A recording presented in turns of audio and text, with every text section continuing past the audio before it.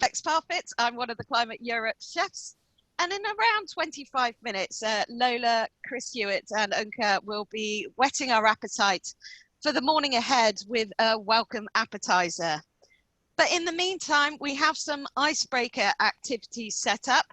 And for this, we will be using the Jamboards.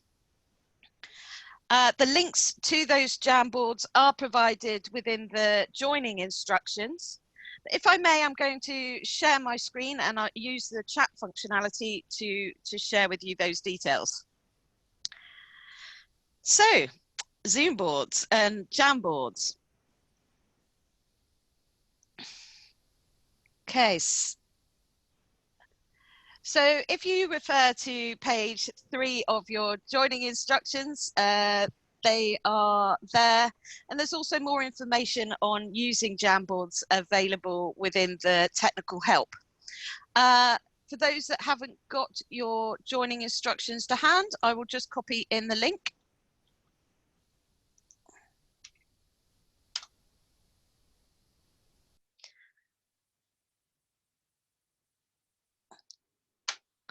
Okay, share my screen.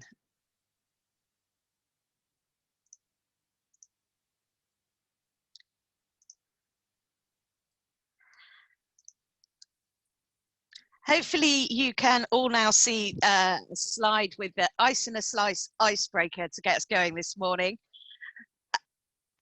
We have 6 Jamboards available.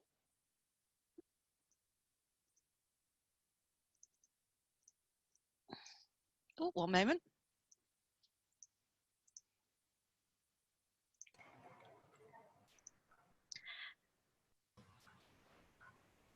The first one is an opportunity to write a greeting in your native language to welcome everybody to this first Climateurope Webstival. There's one there to share a logo, so this will help us understand the reach of this Webstival. A bit of fun with regard to sharing your food. I know it's early, hopefully it won't make everybody hungry. Then there's an option to share what climate or services mean to you. Then informing the future.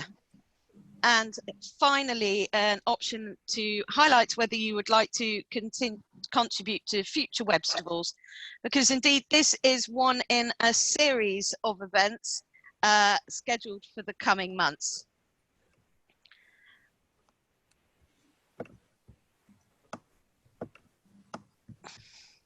So I will share in the chat the links to the various icebreaker Jamboards.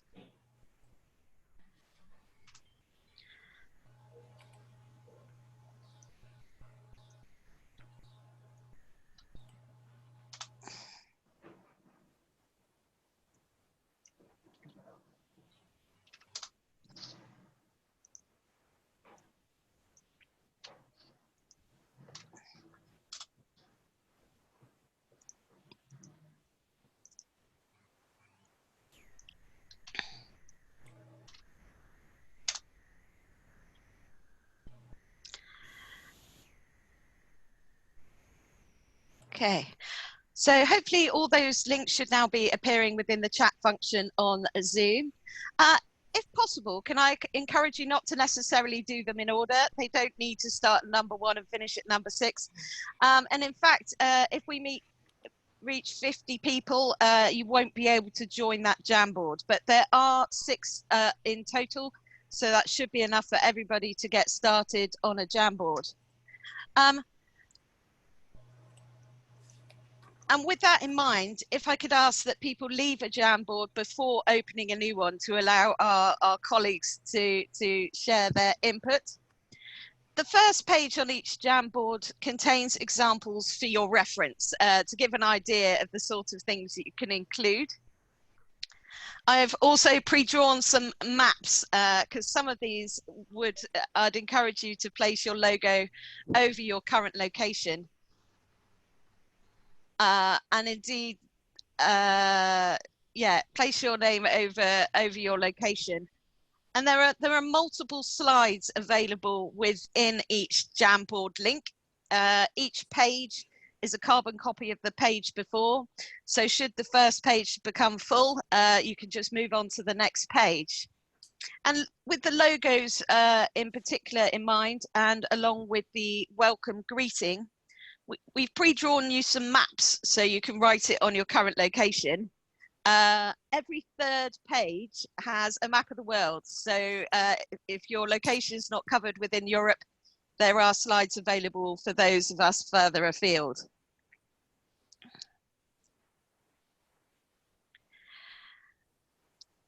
Now, hopefully you can all hear me clearly.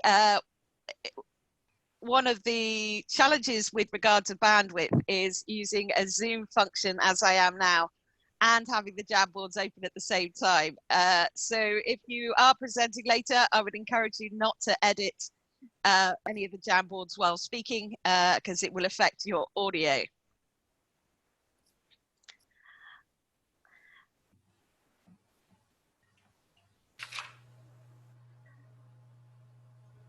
So I will return to share my screen and just show you some of the functionality that's available within those Jamboards.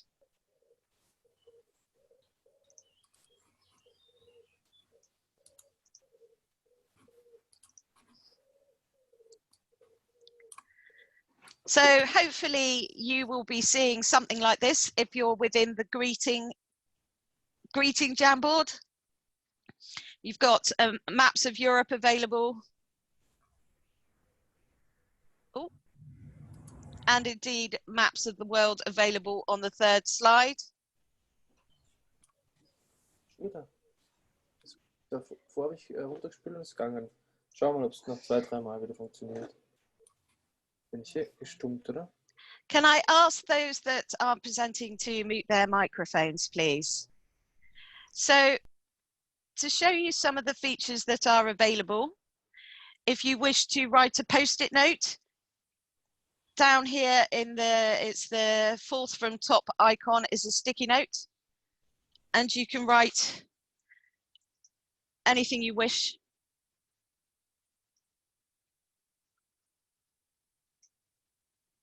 And locate your location on the map. If I move on to the attendees Jamboard, there's the option to upload a picture of your logo. And so the fifth down from the top on the icons on the left, you can drag and drop an image into this folder, and it should upload you and then let you move it to relocate it onto your map. And I see loads of people are joining on that already, which is great to see. With regard to food, it would be lovely to see some of your local cuisine. I'm always hungry, so I am looking forward to see this. And when the first slide gets full, if you click the down arrow up here, you can see that we have more slides available to share your activities and food.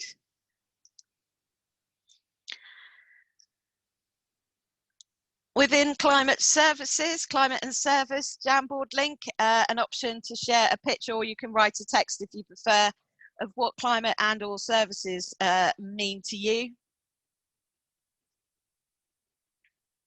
Informing events. Now this is perhaps a little premature in that we're hoping that we're going to share with you some interesting things today. But this is the first in a series of events with more Webstivals scheduled over the coming months. And so in here, we'd love to hear your ideas, thoughts and feedback if there's anything you'd particularly like this event to cover. And then finally, within the contributing icon, if there is a piece of work or a project or an activity you would like to use the Climate Europe Forum as an opportunity to share this, please let us know here with your name, organisation and ideas. And the Climate Europe chefs will consider all of these when planning the agendas going forward. So if I go just back quickly to the logos page and just show you something. In about 15 minutes, you'll be hearing hearing from our colleagues to get this party started with an appetizer. And within one of those presentations is this slide. But this was created in 2019. And one of the advantages of sharing your logo with us is that it will help us update this slide to ensure that everyone who's participating today is represented.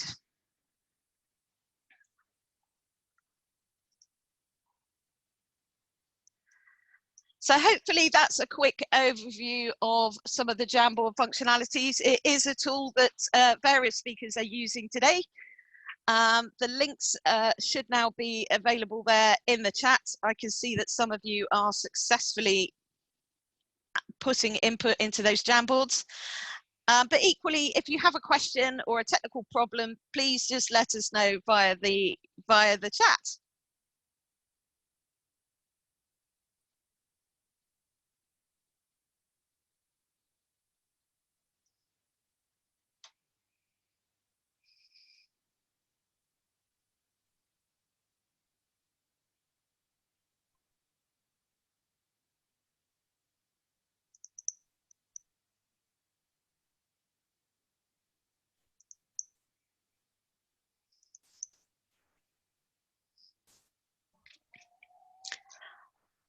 Okay, I believe there are still people joining us for this morning. And with that in mind, I will repeat some of what I've just said so that hopefully everybody can hear it. But welcome firstly to this Climate Europe Festival.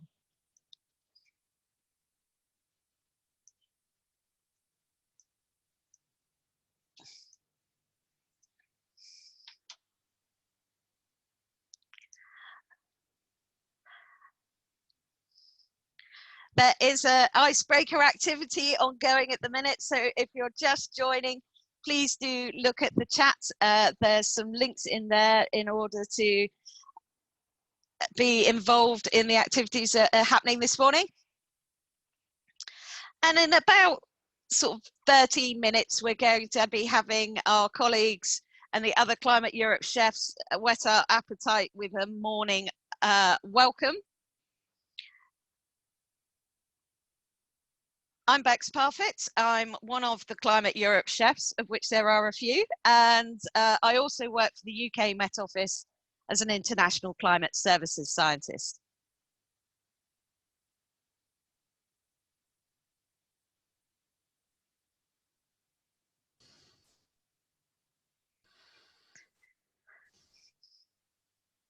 The Jamboards that are linked within the chat are an opportunity to greet your Climate Europe colleagues, highlight your organisation or projects, share your local cuisine, share your understanding of what climate services are to you, and help us inform future Climate Europe Webstival events. This is only the first Climate Europe Webstival in an exciting series of events planned for the coming months.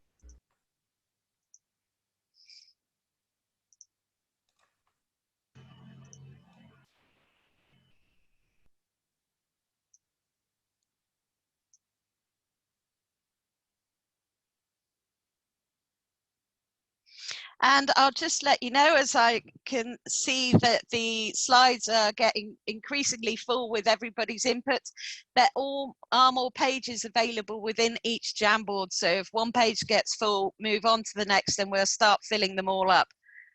These Jamboards will remain open throughout the event today. And in fact,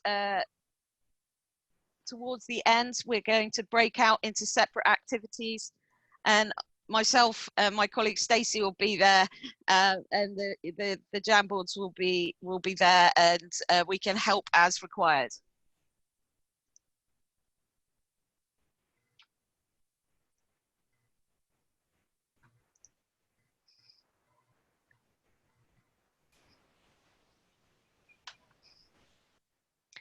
I think I'm going to put the food up on the screen. So just to show some of the things that are arriving. Lots of greetings coming in.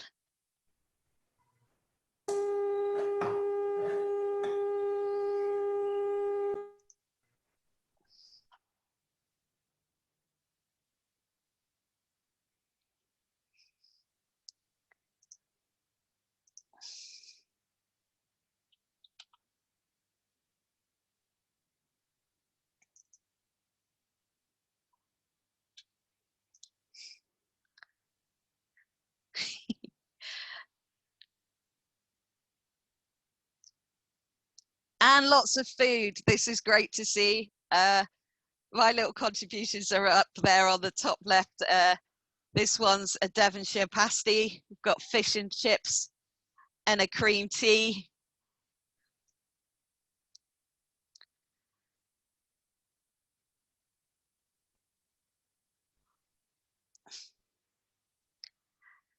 Let's see how the pages are going.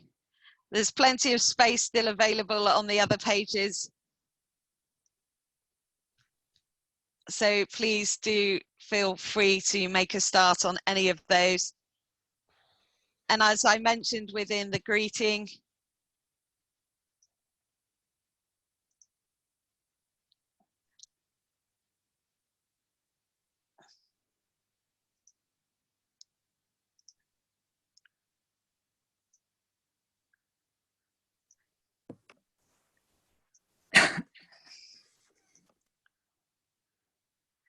every third page has a map of the world. We know we've got people joining us this morning from all over, which is just wonderful.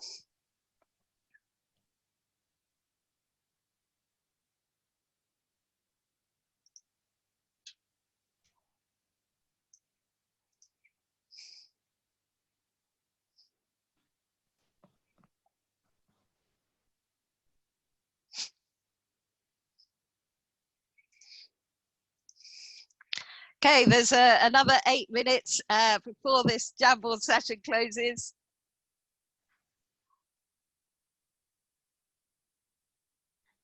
And Chris Hewitt and colleagues will be kicking off with an appetizer to get us going for the day ahead.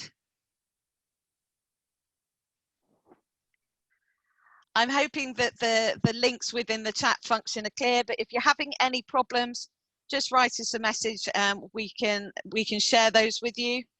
I'd just like to show you the joining instructions quickly.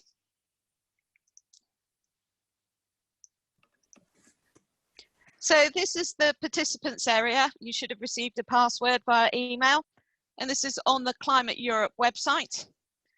We've got our menu for the day, and for those who would like to know a bit more detail, there's a recipe providing a description of each of the dishes that we have coming up ahead.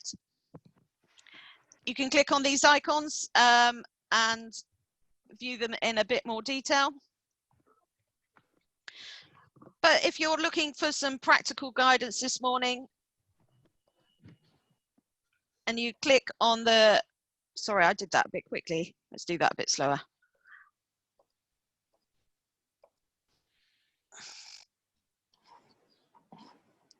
If you click on the practical info icon here on the left, it will bring up the joining instructions that look like this. But everyone should be in this first Zoom meeting.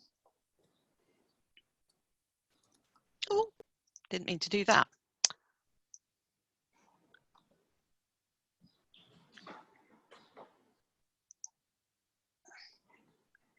Links to all the icebreakers are available within this document on page 3.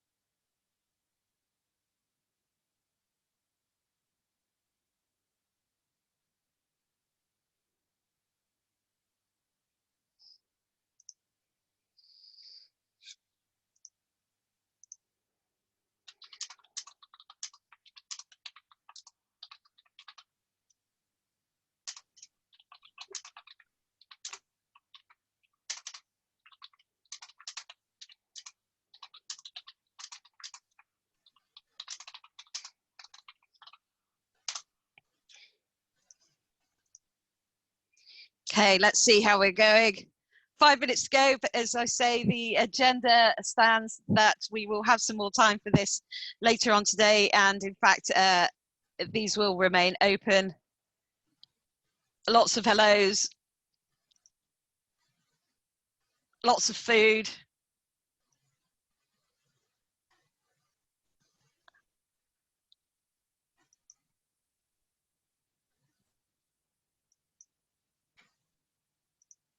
And the logos are beginning to come in, which is wonderful. Not quite sure what's happened to that first slide there.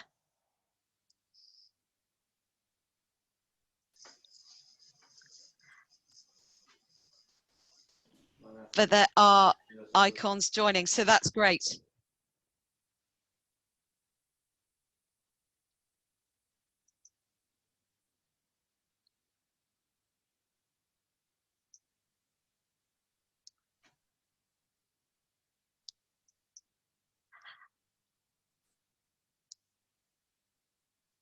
Yeah, if possible, please let us know in the chat if you've made an error. We've lost that first slide within the attendees logos.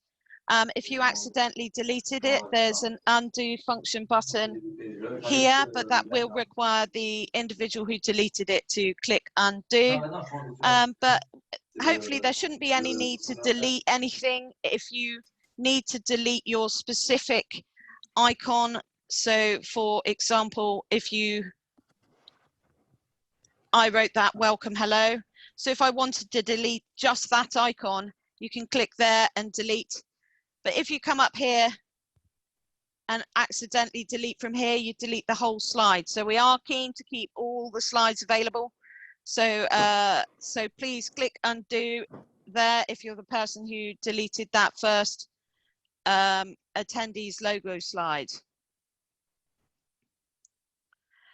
But lots of food coming, so that's great.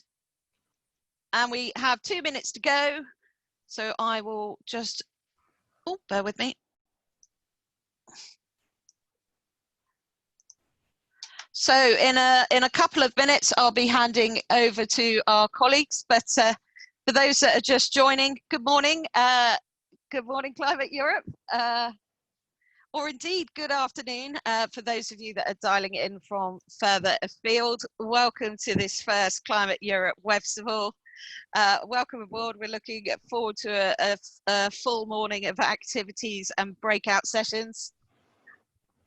The icebreakers that are set up via the Jamboards will be available throughout the day, and indeed there's time later on to provide your input. We're very keen to have your thoughts, so this is a great opportunity to share those if possible. There are instructions for the day available during available in the joining instructions, which are both on the web, and you should have received them by email. There are 6 Jamboards available in total. You can have a maximum of 50 people in any one Jamboard at any one time. So if it's full and you can't get in, please do move on to another Jamboard. And there are multiple pages within each Jamboard. So if one page is full, just move on to the next one. So I think that's it for the Jamboard. I'll be shortly handing over to my colleagues. As I say, I'm one of the Climate Europe chefs and also work for the UK Met Office as an international climate services scientist. It's been a real pleasure to speak with you this morning. We look forward to everything you have to say. And I believe I will now be handing over to my colleagues. So I will just stop sharing my screen.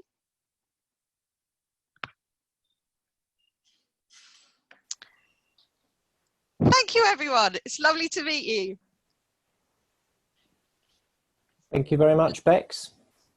Can you hear me, Bex? I can indeed, Chris. Great. I will stop sharing my video now. Thank you. I don't know if anyone can see me. I think I've got my video running. Hi, Chris. We can see and hear you. Great. Okay. I can't see myself. That's rather unnerving. I can see Lola. Hello, Lola. Okay, good morning, everyone. Good afternoon or good evening, as Bex said. So thank you very much, Bex, for starting this off. And thank you all for joining from various places around Europe, but also around the world. It's a very impressive and exciting list of locations. So this is fantastic. So thank you for your time, and we hope this will be useful and interesting the next 3 to 4 hours. Hopefully you've all seen the menu that Bex has referred to a few times for the Webstival. So Bex described herself as one of the sous chefs, was it? So apparently I'm the Climate Europe head chef, which is a rather frightening title, but anyway, thank you very much, team. So we've not done this format before, so please do bear with us if needed. Engage as much as you want. There may be some technical problems along the way, but hopefully not. So far it's gone very well. In case I forget later, so a huge thank you to the European Commission for engaging with us on this changed event. This wasn't supposed to be a web-based event. Thank you to the organising team, particularly Lola, who I'll ask to say a few words in a minute, Janetta, Ralph, Maro, and the Met Office team, so my colleagues Paula, Bex, Tyrone, Stacey, and Natalie. It's always risky doing thank yous. I might have forgotten someone, so if I have forgotten you, I'm sorry, that wasn't intentional. Lola, did you want to say a few words now to talk us through the morning's events, or did you want to do that when I've finished right at the end? What would you prefer? You're muted. You're still muted, Lola. Oh, sorry. That's better. No, no, I'm not muted. I can hear you now. Can you hear me? Yes. Okay. So I also would like to welcome all our colleagues and our friends and see the faces which we know from the previous festivals. So it's a bit pity these days we have to meet in beautiful city of Riga, but the life is challenging. So, but we use our imagination, as you see, and find the best way to meet all of you virtually. I hope you will enjoy it, and I hope you will join us and discussing with us and chatting with us. So I just want to ask you, before you leave, please give us your feedback, because we want to continue to organize the festivals, and your feedback is very, very welcome and very, very important. And I also would like to mention that we organize this virtual event not only as a Webstival of Science, but we also organize it as a Webstival of Culture. So I see a lot of delicious food, and I've learned already a lot of new words, how to welcome people in different languages. But, you know, as I said, it's challenging time, but I hope one day we win a battle against Corona, and we have an opportunity to meet you in person somewhere, one day somewhere. And so for this, please share with us your favorite places. So we need to have an idea where to go next. So that's why we organize a Webstival of Culture. And if you go to the participant area, you can find the button, and please say us some words about your country. And I think that's all what I would like to say at the beginning. Yeah. So I will then give floor again to Chris to introduce the Climate Europe. Thank you very much. Thank you very much, Lola. So I'm going to try sharing my screen now. I'm assured that you can see me, even though I can't see myself, but that's fine.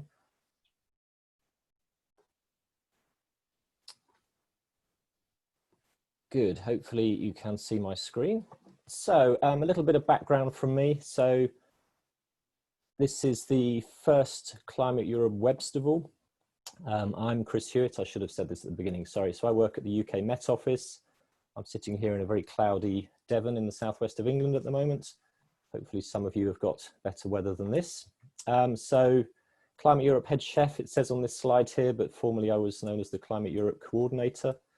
So Climate Europe is a project that's funded by the European Commission under Horizon 2020, and we're running this Webstival under the Climate Europe project.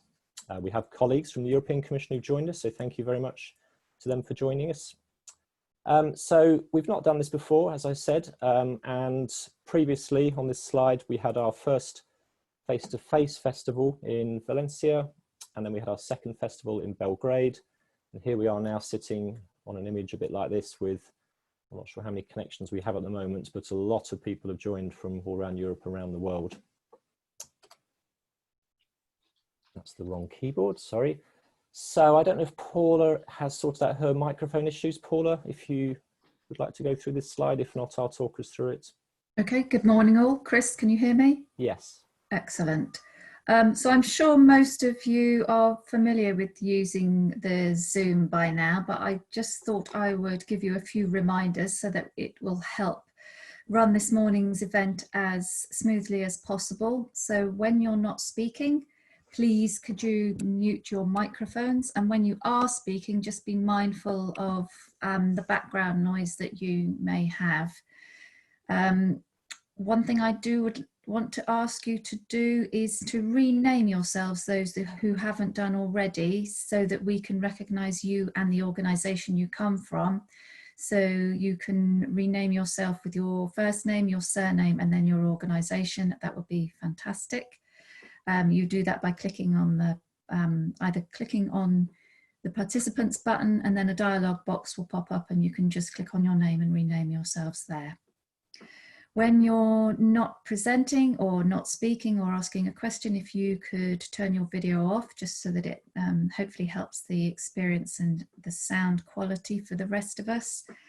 And if you would like to ask a question, you can, or respond to a question or make a comment, you can use the chat feature. So if you click on the chat button, it'll bring up a dialog box, as most of you have probably already seen, and you can either write a question in there or make a comment that you'd like to ask a question. You can also use a raise hands function. So again, I think if you click on participants, there's a raise hands button, and that'll notify us who are managing this morning's meeting that you'd like to speak. There's a private chat function. So if you're having any technical issues, then you can just in the chat box click on a name. And so, for example, you can just send me a private message.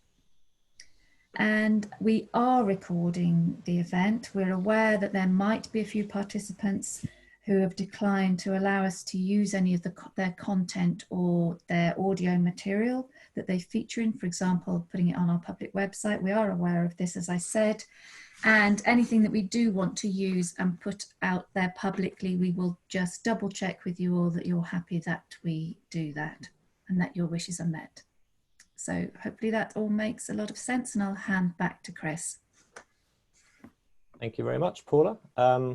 So yeah, I'm not anticipating questions from these few slides I'm going to show here, but if you do have any, feel free to put them in the chat box. I've got two screens running here, so I might spot your question and might be able to answer it as I go along, or there might be a bit of time at the end. So how do I get to the next slide? So Climate Europe, it's just a slide to introduce what the project is. So we're facilitating a network of a range of climate service actors, so scientists, climate service providers, funding bodies, decision makers, policy makers, a whole range of interested groups. So anyone who's interested in climate services, we have been looking to include in our network, and I have a slide on what the network looks like later. We're not doing research activities, we're building upon existing activities. So on the right of this slide, there's some of the logos of some of the key activities that were either starting up or about to start up when we started. So the JPI Climate, we have lots of people joining from that group, thank you. The Copernicus Climate Change Service, the Climate Kick, a range of European Commission funded projects under Horizon 2020 and the Climate Service and Climate Modelling arena, European Network of Earth System Modelling, and then globally activities such as the Global Framework for Climate Services under the UN system. So we've been bringing together these different, they have their own networks essentially, so looking to build upon those existing activities and networks to create this larger network. It's part of European Roadmap for Climate Services, so Europe has a roadmap for climate services, and we've been part of the implementation of that, and some of the work we've been doing assessing needs and gaps and capabilities has fitted into this. So that's this bullet point here. So we, through various members of the network, experts from around Europe and around the world, we've been looking to identify new challenges in Earth system modelling and climate services, as well as emerging needs in those two domains as well. And we've produced a range of reports, policy documents, things on websites. And part of that is we've done through our enhancing communication and dissemination of all of this sort of knowledge. So we've been looking to bring together different pieces of knowledge. And these Webstivals and festivals are a key part of how we communicate and disseminate knowledge amongst ourselves, amongst the network. Sadly though, so at this final point, so it's a 5-year project and we're now in our final year of 5. So this will be the last series of Webstivals, although there's a session next on the legacy of the project. So obviously we have a website. So if you're not familiar with this, please connect on our website listed here, where there's a range of material, resources, hopefully interesting things on there. So please feel free to look at that. I believe we're going to be making all of these slides available on the website afterwards, but www.climateurope.eu. And we've been very active on social media. So I'll do a bit of a shout out now. So Natalie Garrett, who is on the call, was originally very active in getting our social media presence to be very high. Natalie has moved on to pastures new, but she is still with us, still part of the project. But another colleague, Stacey, has now stepped in. So Stacey, are you available? Would you like to say a few words about the social media aspects? Yes, Chris, can you hear me? Yep, perfectly. Good morning. Hi everyone. So yes, I'm Stacey. I'm the social media manager for Climate Europe. If you're a tweeter, we would love to see your tweets during the event. So please use the hashtag on the screen, ClimateU20. Could you also tag us using our handle @ClimateEurope if you're tweeting? We'd love to see a virtual selfie of you at your virtual festival spaces. So please tag us and use the hashtag. Do you want to move on to the LinkedIn slide, Chris? Yep. We also have a LinkedIn group. It's growing daily, and everyone who's a member can post and share any news they have on climate and climate services.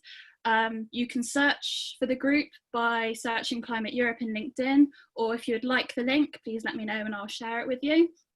LinkedIn is going to be very important for the legacy of Climate Europe, so we encourage anyone who's interested in Climate Europe, climate services, to join our network. That's it from me. Thank you very much.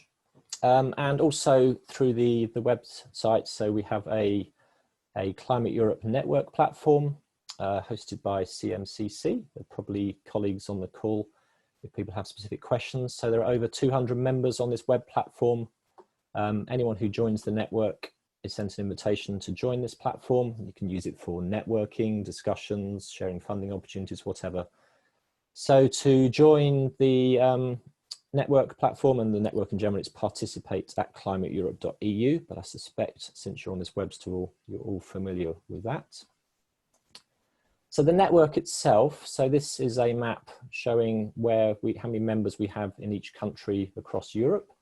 So there are over 380 members in the network, which is perfect. It's exactly the sort of numbers we were hoping for when we started this project.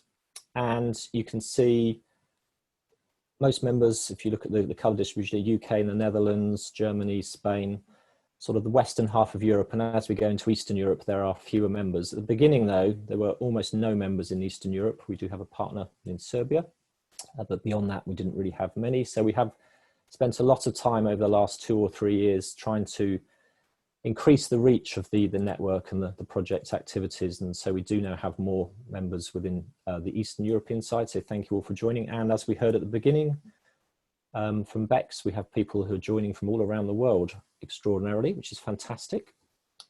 Yesterday, Stacey did this rather fun, I think she might have done this in Excel, I'm not sure, but very quickly drew up this heat map showing where the participants from today's Webstival are coming from. So there's obviously a hotspot around the Exeter region, so southwest England. I guess I'm about there somewhere.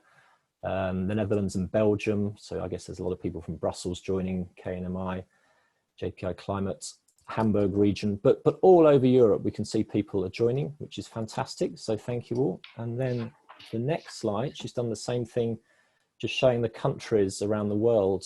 So 42 countries look like they're going to be represented at some point in today's Webstival, which is extraordinary. If somebody can mute their microphone, that would be, thank you. So I feel for the people who are west of here, it must be very early in the morning. Thank you very much for joining. And it may well be very late in the day for the Australians. So that's the network. And as Beck said, for those of you who are in the icebreaker, this is a snapshot taken last year of all of the different organisations are part of the network. It's a fantastic number. I haven't counted how many there are on there. Natalie Garrett would know the number, I'm sure. She produced this last year. And we're looking to update this today. So on the Jamboards, for those of you who joined late, there's some Jamboards, Google documents essentially where people are adding their logos. And so this is a fantastic number of organisations who are part of the network. Again, thank you all very much. So finally now, just talking about the festivals themselves, building on what Lola said at the beginning. So we're creating an environment to support climate services. That's essentially the aim of these. And we bring together a range of different actors. So there's a lot of different groups of people on this Webstival: scientists, decision makers, policy makers, funding agencies, interested parties. It's a long list. And the idea is to share our different experiences and knowledge. And so we'll be doing that in the following sessions, discussing climate services clearly, and networking. So in the physical face-to-face meetings that we've had before, that networking has been very much at the center of this. There are pictures around this slide showing the different approaches we've used in these festivals for networking. And that's going to be more challenging now that we're not able to meet in this COVID world. We can't meet face-to-face. So this was meant to be a face-to-face meeting in Riga this week, and we had to make the painful decision back in about March that it couldn't be a face-to-face meeting. We did consider delaying this meeting, but it's still not clear for the rest of this year what it's going to mean in terms of face-to-face meetings and international travel. So I think we made a good decision to do this Webstival approach. So we will have a series of Webstivals over the coming months. And I think Lola will say something at the end of today at lunchtime about this. But that was a difficult decision. And so we are now looking at ways that we can do the networking remotely. And there clearly are very good ways. I think just having this event now rather than not doing anything is an ideal networking opportunity. We will be trying different things out today. Some of these things may work and some may not work. So as I said at the beginning, please do bear with us. Hopefully you've all seen what's been called the menu of the day. So the actual running order of events. So it's supposed to be a festival type of approach. It's not a conference or anything like that. So we really are trying not to make this a conference. So we're trying to be more creative to make this more engaging. And I will stop there at this point and thank you all for your time. I don't see any questions in the chat. So please do enjoy the festival or Webstival.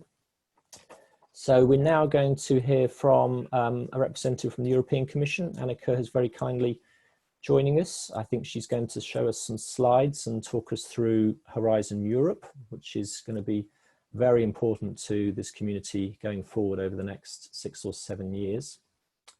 So Annika, I will try now to stop sharing my screen.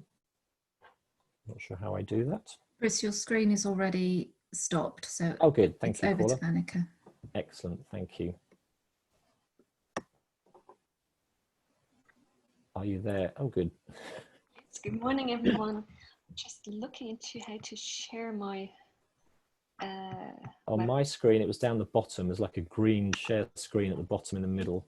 Just looking for my presentation actually.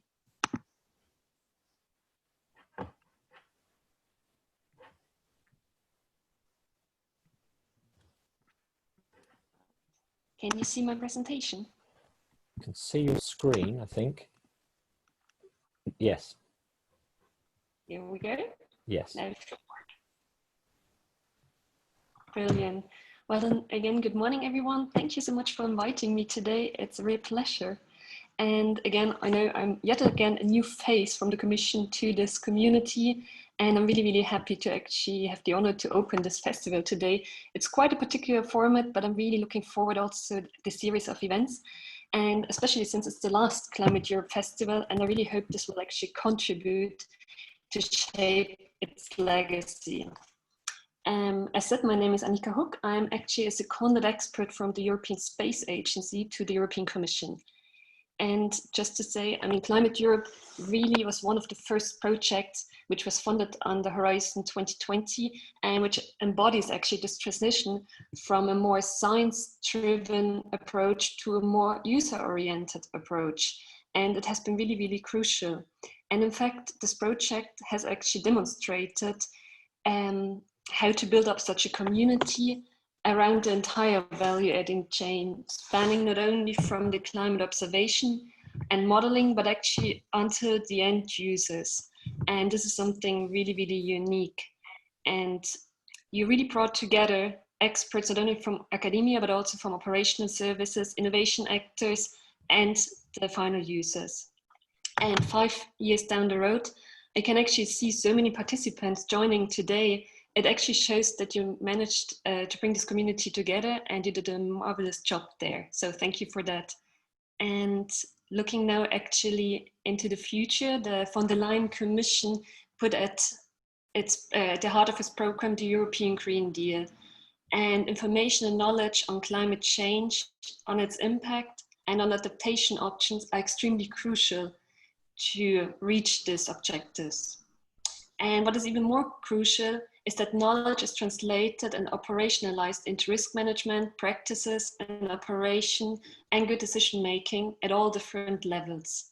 And these challenges exist not only in terms of science barriers, but also for the uptake of this information. So what is really important for us also in future to really tackle the last mile of climate services. And I know also your project and the entire network has turned your experience and science gaps and challenges into recommendation. And this has been most useful and crucial during the preparation of Horizon Europe these days. And today I would actually like to take the opportunity to give you some more insight, the current state of play of the preparation of the next Research and Innovation Framework Program. So, just to give you a little bit more background where I'm coming from, I'm working currently in DG Research and Innovation and Director at the Healthy Planet, and in the unit which deals with climate and planetary boundaries. And our goal is actually to support a transition to a healthy planet which is climate neutral by 2050. And we're particularly looking into strengthening scientific knowledge on global climate change and to also provide support to better evidence-based policy and decision-making, like also through international processes like the IPCC. And secondly, we also would like to develop a fit-for-purpose planetary observation system for future decision-making. So I will give you also today a little history lesson on Horizon Europe, so to say. So currently the Commission is working on its new proposal, which will start in 2021 and will end in 2027. And it has proposed a budget of 100 billion euros in 2018 when it was drafting the current, when it was drafting its new proposal. And this new initiative is actually prepared together now with a recovery plan aimed at helping the EU to come out of the looming recession set in motion by the coronavirus pandemic. And currently we're in a stage where we're still discussing actually the budget for the next framework program. Last year in March, the EU has actually reached a common understanding, the so-called partial general agreement, which was then also adopted by the Council. And currently we're still in the preparation of the implementation, but I will give you some more insight on that later on.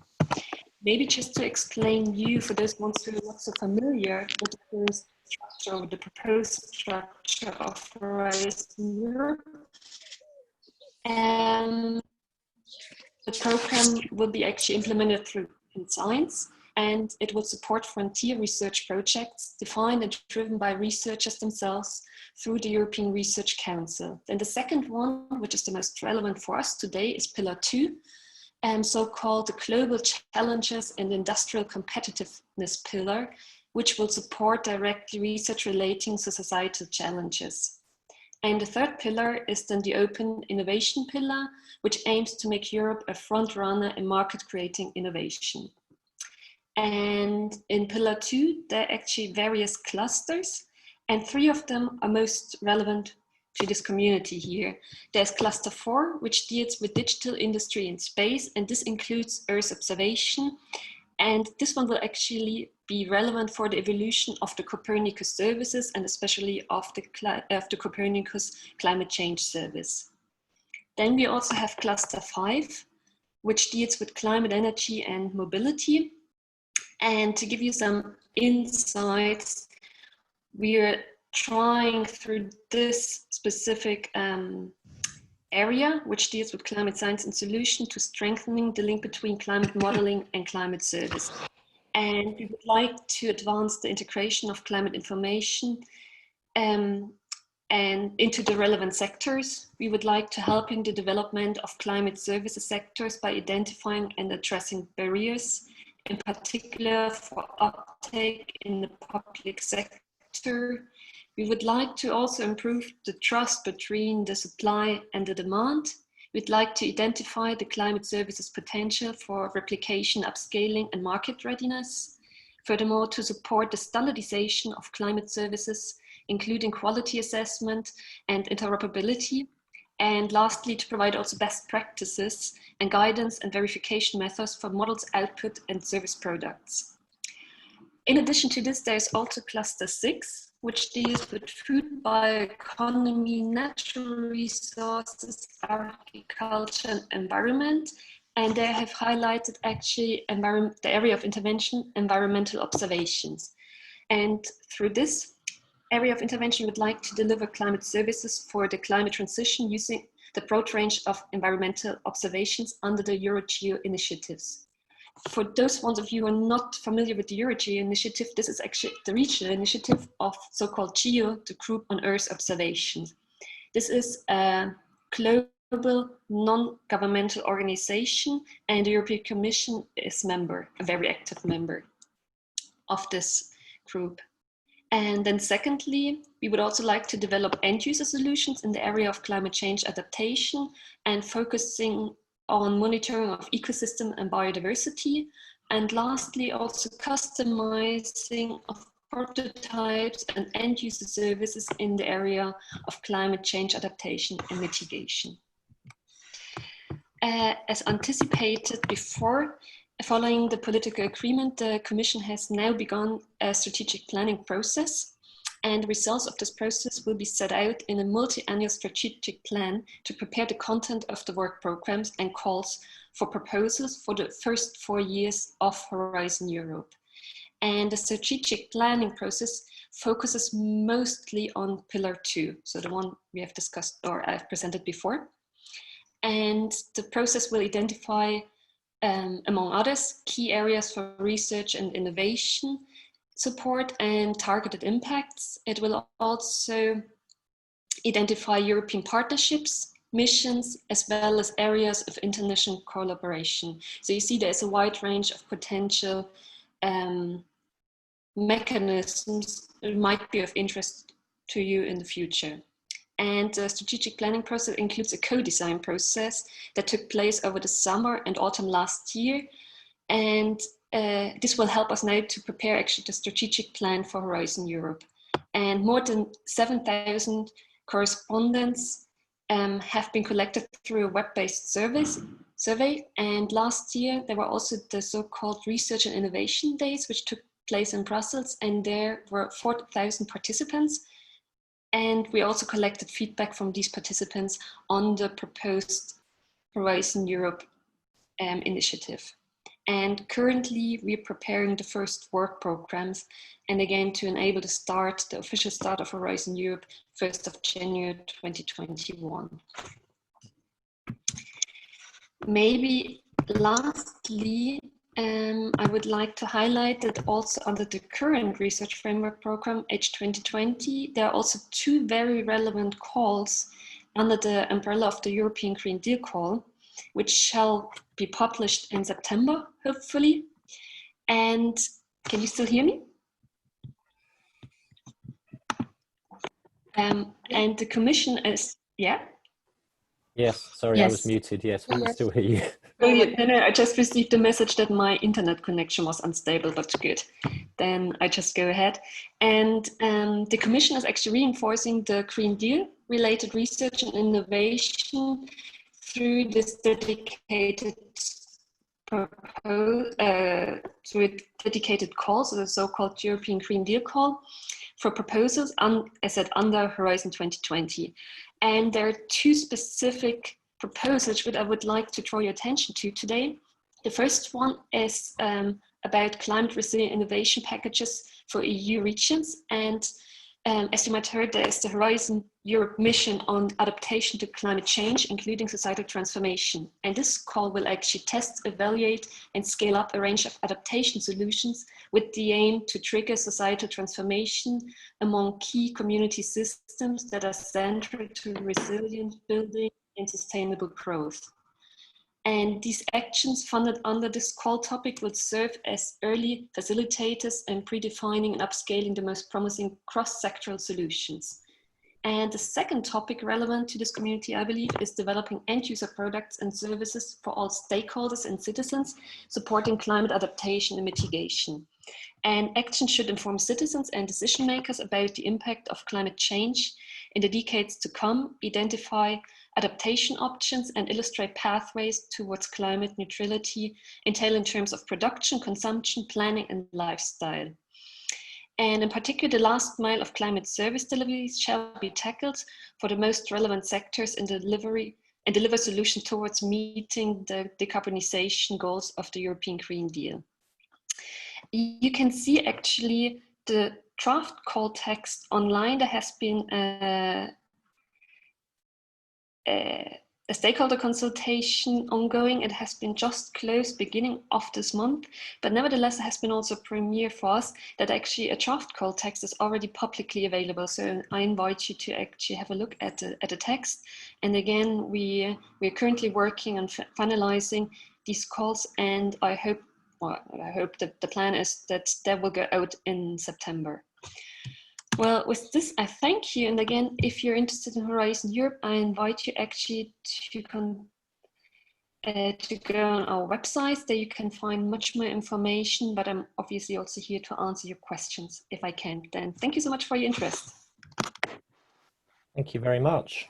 It's one of the strange features where we have, I don't know, over 100 people join and you won't hear us clapping. So I'm sorry about that, but thank you very much. That was very useful. I mean, this clearly is central to the coming years and beyond. So I don't see any questions in the chat.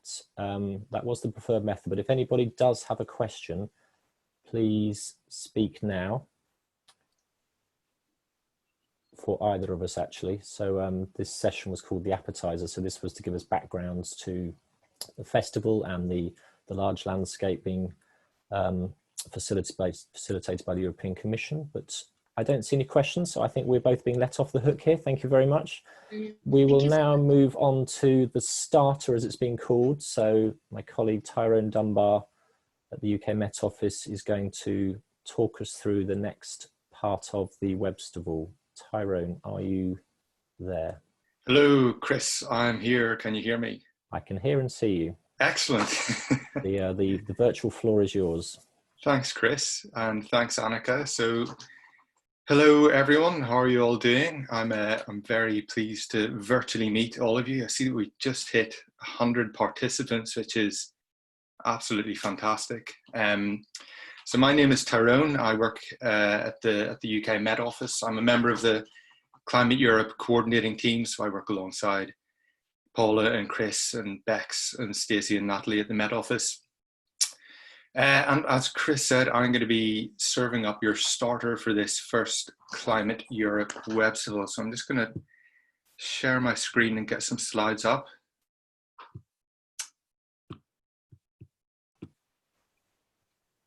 Okay, so hopefully you can all see that. Yep. Full screen. Brilliant. Okay. So this first item, the starter for the Climate Europe Webstival, is about exploring the legacy of the Climate Europe project and thinking of, skipped on to the last slide. So we're going to think about how we can continue this legacy after the project finishes at the end of 2020. So I think the project officially finishes at the end of November this year. So this is going to be mainly an interactive session. So as Chris said, we don't want it to feel like a conference. We don't want you just to sit and have people talk at you all morning. We're going to have you join in and help us and interact as much as we can. But I just have a couple of slides to talk through first, just to set the scene for what we're going to do. So as Chris just mentioned, the project is in its fifth and final year, and we've had lots of successes over that time. So again, Chris mentioned quite a few of these in his introduction at the beginning, but I'll just quickly run over them again. There's a highly successful Climate Europe website, which hopefully you'll all have visited, and you'll know that there's a huge amount of useful information in there. So all of the, everything that is being done under the Climate Year umbrella is saved on that website. Stacey spoke about the social media networks, which are also doing extremely well. They're thriving. So I've actually, looks like I've got an old screen grab from the Climate Europe Twitter account. We've got over 2,000 followers now. I think we hit that number quite recently. So we've got a thriving Twitter account, and as Stacey mentioned as well, the LinkedIn network is doing very well as well. I think we've got about 200 followers on LinkedIn, and that's especially important, I think, as we think about the legacy, because LinkedIn really gives us a real opportunity to continue with a virtual network. The network itself, again, I've stolen one of the graphics from Chris's slide. That's an image of all of the logos from all the different projects and partners that we have in the network. I think there are over 380 members within the network now, and they come from right across the spectrum of people who work on climate services. So that includes people who are decision makers, climate service providers, people who develop climate services. So there'll be researchers in there, scientists, there are funders, projects, and lots of people who are just interested in climate services. So we've got a thriving network of people involved. We also have a webinar series.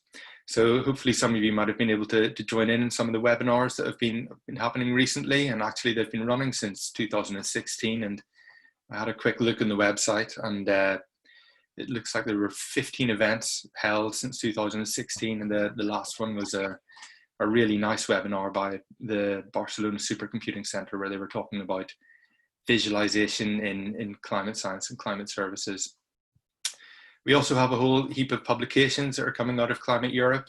These include policy briefings and their recommendation papers. So the last publication that came out was a recommendation paper on research need for climate modeling, climate services, and that was done for Horizon Europe. And then last but not least, there are the festivals.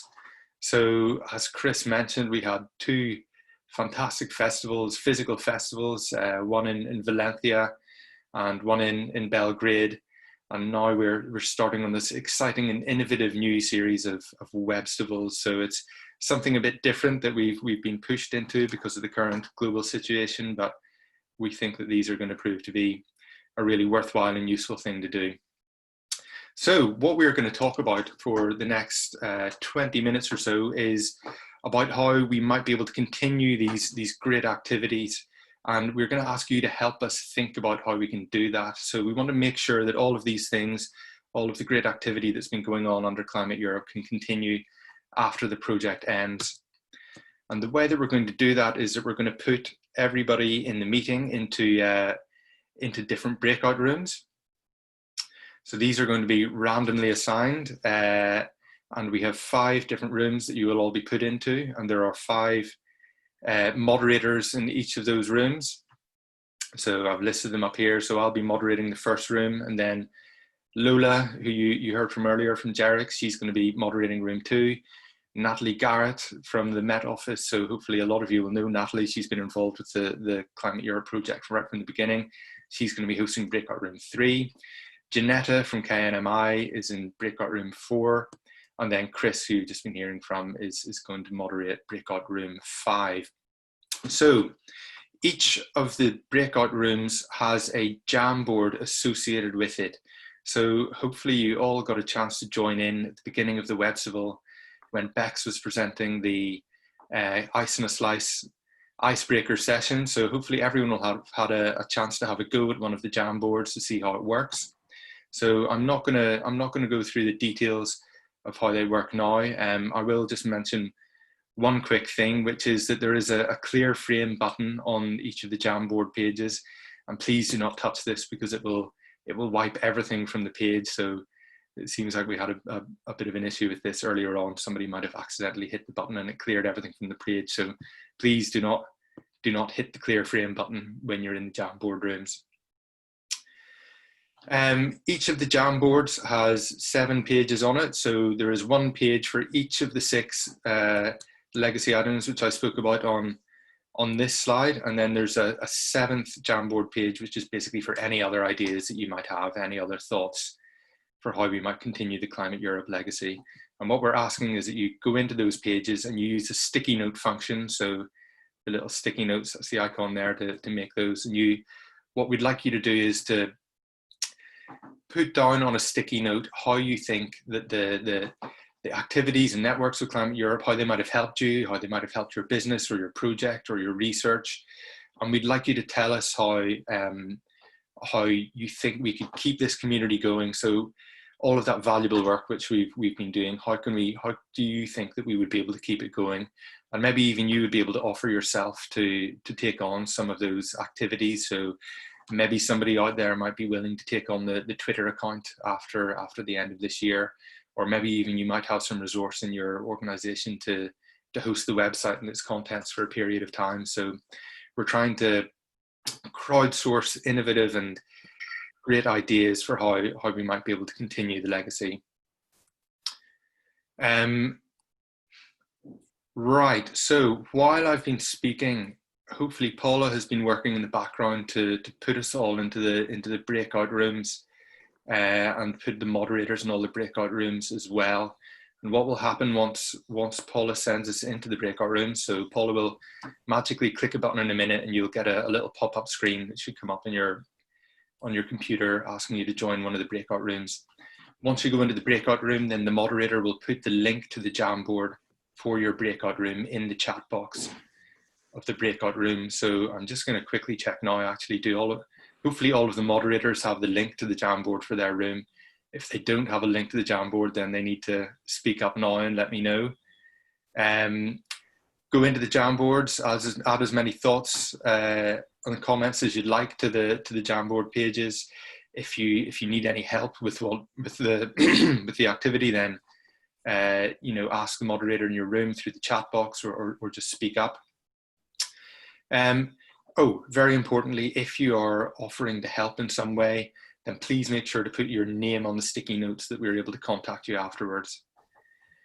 Okay, right. I think we have about 12 or, well, maybe what, 12, 13, 14, 15 minutes or so to carry out this activity. Paula, hopefully you are ready to put us in the breakout rooms. And I think Paula is going to give us a time warning when we're about to come back out of the breakout rooms, and that will be at about 5 minutes to 11 European time.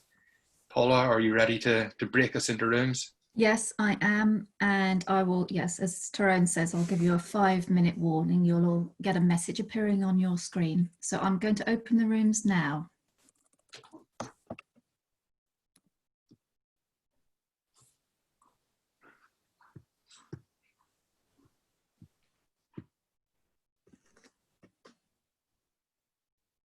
So hopefully you've got a prompt, those of you who are still in the main room, and you just click join and you'll go into your breakout room.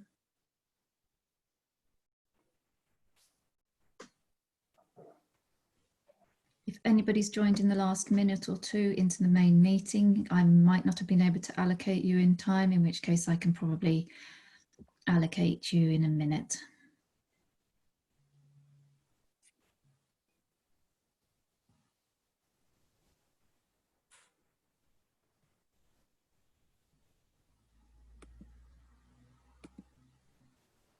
Is there anybody still in the main room who hasn't been asked to go to a breakout room and would like to go to one?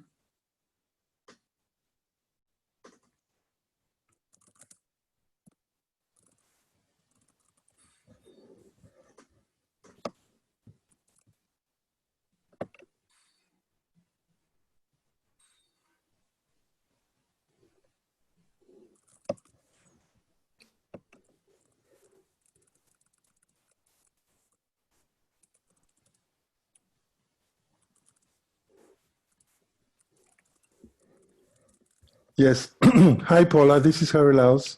Hello, Haralaos. Yes, I was wondering where you are because you're struggling with the technology, I think, aren't you, at the moment? Yeah, at the point I was cut off when Tyrone was speaking. Ah, so you haven't been allocated a room. Okay, I will see. So you should, oh right, yes, you're unassigned. Okay, I will assign you to pick a number between 1 and 5 and I'll just send you there. Actually, I'll send you to breakout room 4 because that's got the smallest number of people in, okay? So you'll get a prompt shortly asking you to go to the room. All right. Okay, I got it. Great. Thank you. Is there anybody else here who'd like to go to one of the breakout rooms?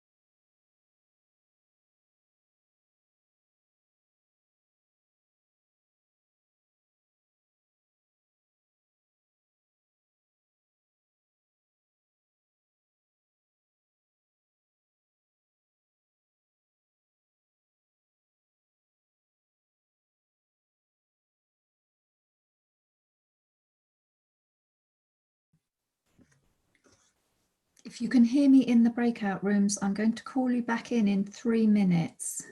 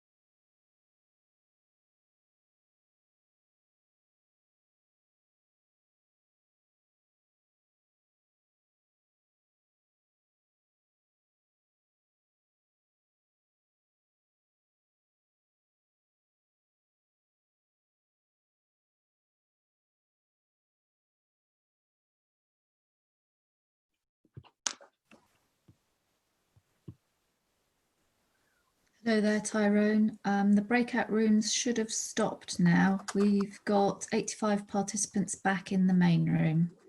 Brilliant. Thanks, Paula. Yep, yep. I also closed my room, or I just moved to the, yeah. I saved everything and I recorded everything. I hope Fantastic, you will see thank the you. results. Right. So thanks, everyone. That worked really well in the breakout room that I was in. So I'm just going to quickly share my screen and say a couple of final words before we all go for our coffee break.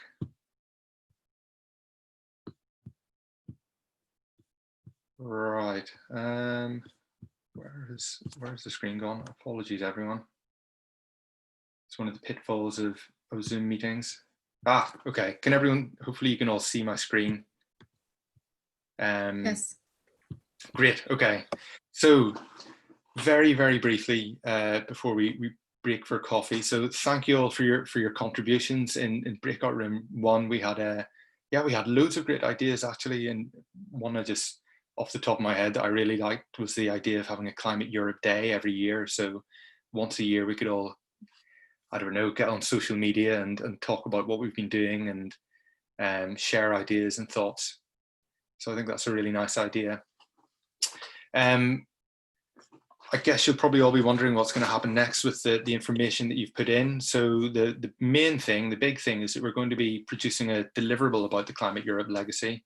So this will be a deliverable report, which will be available on the website later this year. So that's something that myself and Paula and others are going to be working on over the summer. Some of the information will also probably end up in a pamphlet. So we're producing a final Climate Europe pamphlet as a kind of another legacy item of the project that will contain all of our successes and so on in it. And so we might use some of the ideas and thoughts that you've put in the Jamboards in that. So the Jamboards are going to stay open for the rest of the day. So if you've got anything more that you can think of while you're in the other sessions, or maybe while you're having your coffee, then please go in and stick your thoughts in another sticky note into the Jamboard for your room. And also at the end of the Webstival, we're having some informal chat rooms. So after the kind of formal end of the Webstival. Oh. Zornitsa Spatsova needs to. Okay, so yes, at the end of the Webstival, we'll have some informal chat rooms, and I'm going to be hosting one of those chat rooms if anyone wants to continue discussing the legacy of Climate Europe or any of the ideas that they came up with. So it is now it's 10 UK time, so that's 11 Central European time. That was the starter for the Climate Europe Webstival. It's going to be an unusual meal because after the first course, we're going to stop for 15 minutes and have a coffee. So I think we will restart. Can I check, Paula and Chris, are you happy that we restart it? Should we restart at 11:15 or at 11:20? 20 past. I think we should allow 15 minutes for people to stretch and get a drink and whatever else they need to do. Thank you. Okay, thanks, Chris. So we will see you all back here in 15 minutes at 11:20. Thank you. Perfect. Thank you. That was me clapping. Thanks, Chris. Chris, there's a clap function. Yes, that's true. Yes, so if we then, I can't remember where it appears, is it next to participants, so people could clap there, that is true. Thank you, nice. Ralph. Sorry, thanks. Thank you, everybody. Thank you, Tyrone.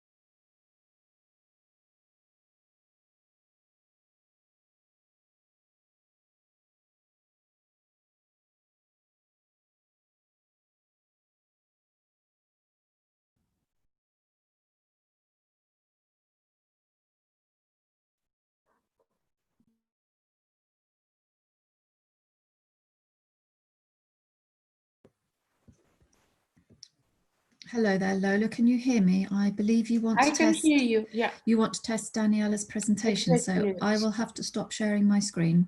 Okay, Daniela, are you here? Lola? Yeah. You can. I think Paula should give you a right to share your screen. Yes, you can now share your screen, Daniela, if you want to test your presentation. Yes.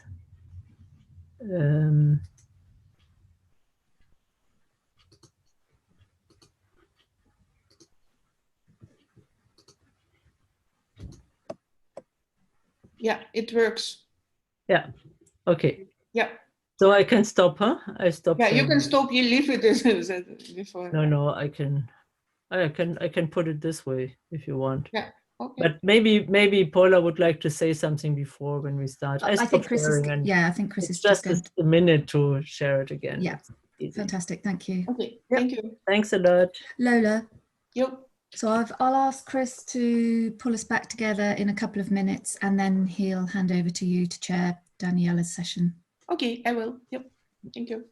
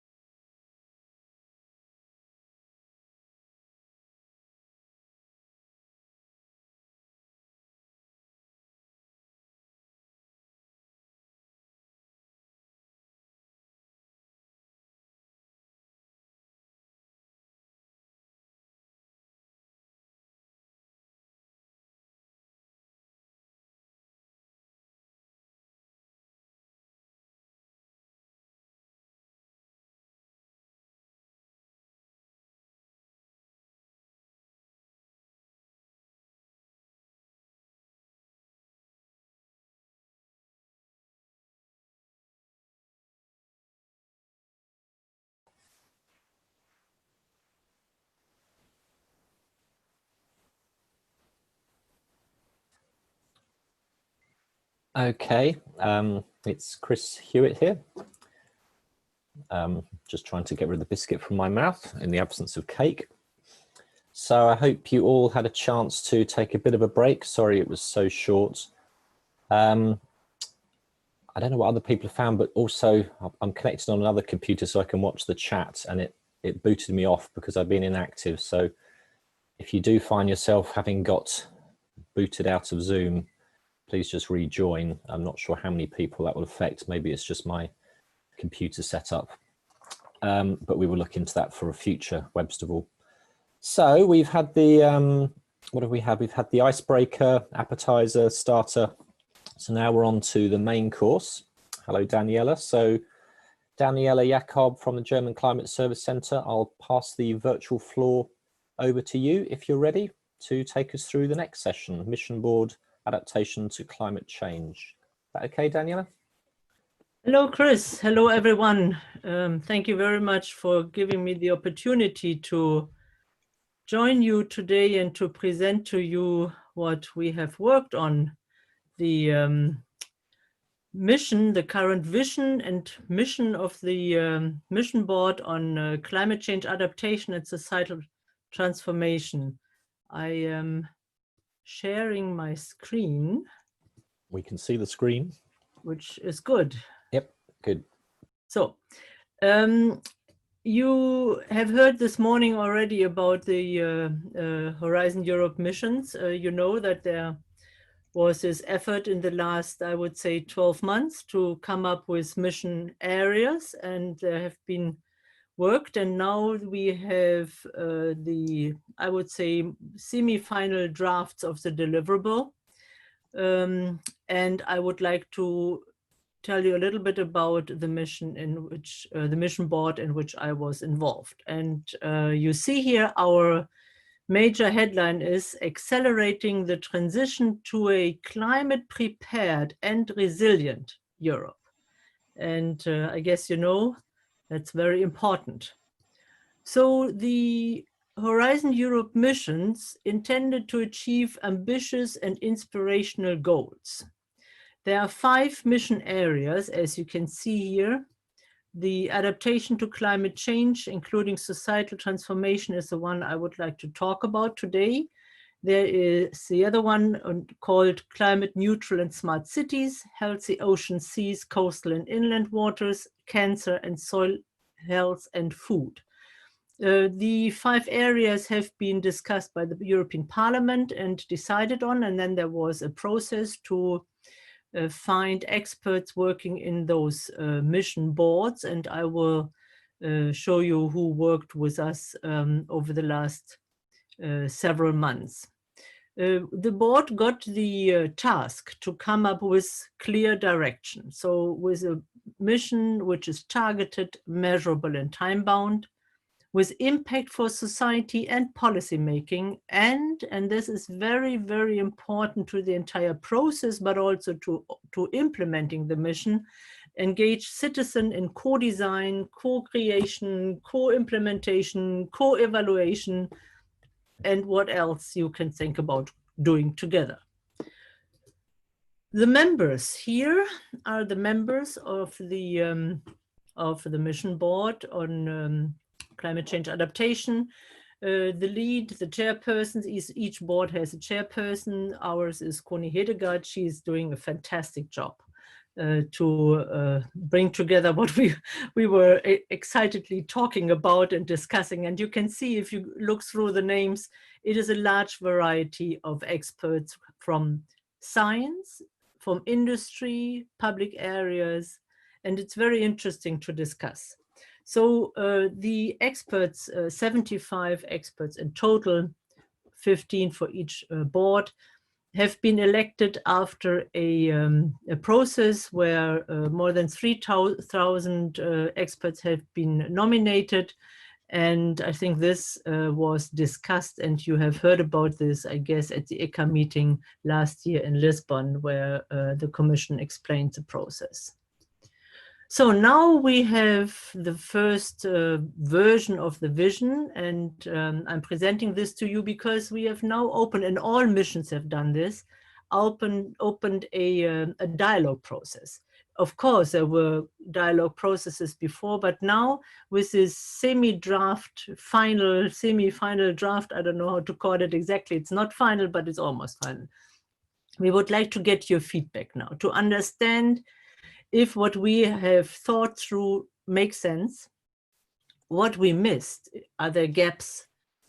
Are there important parts missing?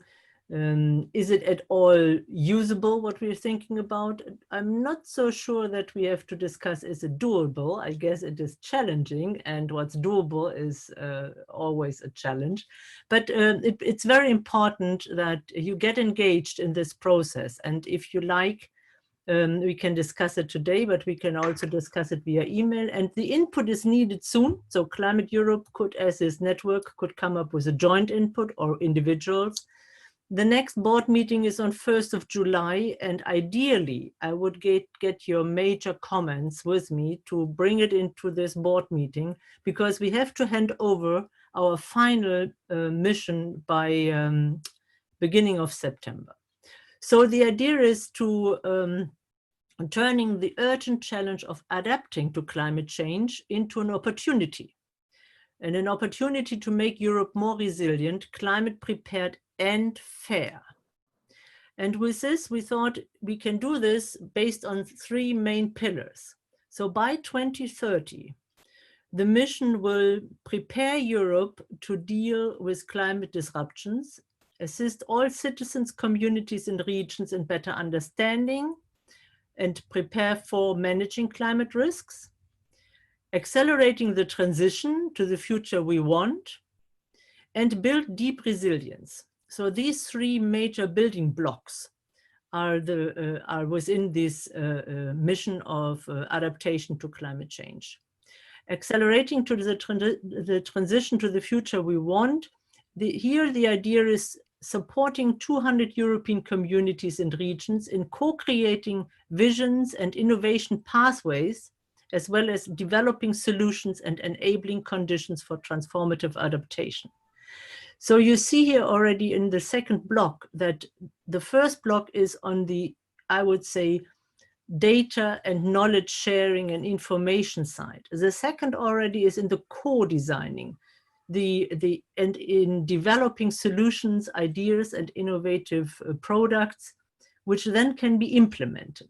And with this, the idea is to build resilience by scaling up actionable solutions, and you heard about the Horizon 2020 Green Deal calls, triggering societal transformation through 100 deep demonstrators.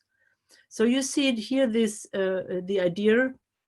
So in order to prepare Europe at large for climate disruptions, and this encompasses all regions, all communities, all sectors, all cities, we would like to have 2 types of test beds where we accelerate the transition to a resilient future in a way that we can get transferable knowledge and information, and that we can use the 100 demonstrator as kind of test regions, case study regions, test beds to trigger the transformation.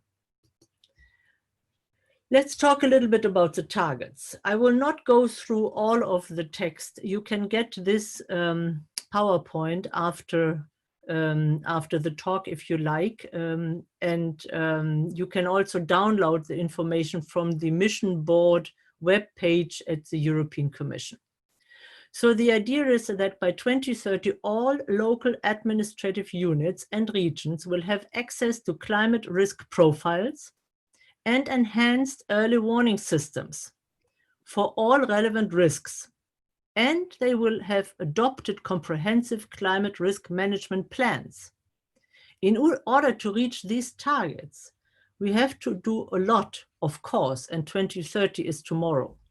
So this means that we share our knowledge, that we have transparent data systems, that we have common understanding about climate risk profiles, that we are in a constant dialogue with local communities to find out which hazards they are vulnerable to, but also that they understand what preparedness means for them in terms of early warning systems, but also in terms of preparedness to climatic changes in the future. To accelerate the transition, our target is that 200 European communities and regions will have developed their own transformative vision, co-created adaptation pathways, co-designed and tested actionable solutions, and created favorable conditions for societal transformation.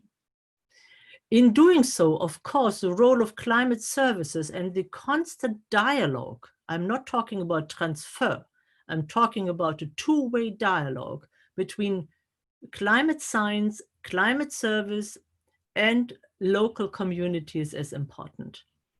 So the idea here is, of course, to come up with I would say, blueprints, which we then can use and spread through the entire European region. And the third one in the target for the Build Deep Resilience is that by 2030, 100 deep demonstrations have scaled up actionable solutions that have triggered societal transformation, building deeper resilience. So here really the question is how to create impact at scale, how to create cross-border value, and how to foster systemic and citizen-centered co-evaluation, measuring progress made, assessing what has been accomplished, and communicating the process and outcome. And I think here for the Climateurope community, this is important because we haven't really worked out what we have to measure in order to evaluate the success of climate services. So is the success of climate service that they have been used and that they have helped to develop an adaptation option? And is the success, what is the success of the adaptation option implementation? What do we have to measure? We cannot just measure, I would say, flooded square meter, but maybe that's the measure we need. Maybe we need a measure of saved life, or we need a measure of in economy, or all of this. So there's a lot for this community to think through.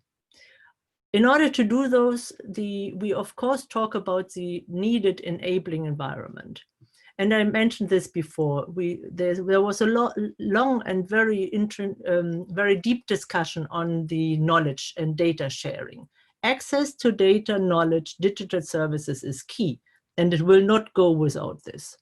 So we have to make sure that things are comparable, that everyone who would like to look into the data can get the access. Local economies and economic resources are very important, and the cultural context, the financial and the local cultural context is important for the implementation of adaptation, but also for the societal transformation. And especially here, we have to be inclusive and go towards a fair transition. No one should be left behind. No region should be left behind. And for this, the shared learning and policy coherence is very important. So you see there's a fully systemic approach in the mission, where not only the political and administrative structures and policies and governance aspects are looked at, but where also the interplay between the local actor and the understanding of the citizen engagement and the success of the citizen to work towards these new lifestyle in Europe is needed and can be seen and can be lively and positively developed further. So the enabling environment, I think, lays the ground for an inclusive and fair transition. And the strengthening of local economies and local security is very important. So in the mission draft text, which you can see, you will find, of course, more background of what we have developed in the last 12 months. Key community systems, which we are seeing and having discussed, and you are probably a bit surprised by using the word community and regions. But now I have to go one back. How do I do this? This way. We have discussed a lot, should we talk about geographical regions only or sectors only? But when we came to all these societal transformational challenges, it was very clear that we have to talk about communities, and we cannot just stick to political borders. So the systems to look at are community and social infrastructures, health and well-being, nature, biodiversity and ecosystem services, water, of course, as a cross-cutting element, and rural landscapes and food systems. So for the social infrastructure, the challenge is to regenerate community and social infrastructure, renovating public spaces and facilities for inclusive, healthy and climate resilient neighborhoods. Saving lives and well-being means protecting human health and well-being, prepare communities to stay healthy in a changing climate. And we are currently living in this COVID-19 crisis. So this is very important. Then we see the, I'm almost done. Then we go to the restoring nature, biodiversity. J'ai pas compris le programme. Sorry, can you mute your phone? I'm sorry, somebody is talking. Can you mute your phone? Thank you. Paraleos. Normalement, ça finit pas avant 14h. Paraleos, Et même ça continue après. Donc, vaut mieux pas que tu comptes sur moi. Paula, can you mute Paraleos, please? Quand tu pars, tu me dis. I'm not sure that I agree to what he's saying. Okay, so let's go back one slide. So very important is the role of nature, biodiversity, and ecosystem services in the context of climate change and mitigation. And so harnessing the power of nature is what is needed to boost nature-based solutions and green-blue multi-purposes infrastructure investments and ecosystems. And again here, climate services play an important role. The water management, rethink water management. What does it mean to fostering innovation towards smart, reliable, and efficient access to water and reduced vulnerability to water-related risks? We have heard a lot about droughts or drought-driven shortages of water. So you see there in the mission, and I only gave you a few examples, are the major systems and sectors which we are looking at. The rural landscapes and sustainable food system. Here, of course, is a connection to one of the other mission boards, which is looking at soils and food systems. So we have to shift to resilient food systems, and you will see the challenges which are associated with this. Let me now talk a little bit about the citizen engagement. I have 2 more slides and then I'm done.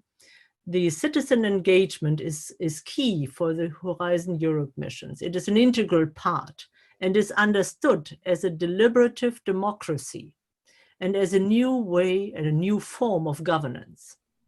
Of course, currently we are at the co-design phase, and if we distinguish 3 phases in the stakeholder engagement. When it comes to implementation, of course, we need the co-implementation. And when it comes to the evaluation, the co-assessment. So for the co-design where we currently are, and this is why I discuss this with you, the main goal of the co-design phase is to receive inputs from citizens on some key objectives of the mission, to generate comparable and consistent results across citizen engagement events. We came out with a few questions which are related to climate information and awareness. So do we have enough information available? Is it usable? Is it useful? Is it the quality good enough? Then there, of course, we would like to seek for comments, asks and answers to the vision. Is it including the important key systems which I have presented here? And then, of course, what do we need to come up with transformative adaptation solutions? This is the timeline. I said before that we have to hand over in September the finalized proposed mission. We have new 2 or 3 co-design sessions which are organized by mission board members. Then at the European Commission's R&I days in September, we will hand over the mission to the Commission.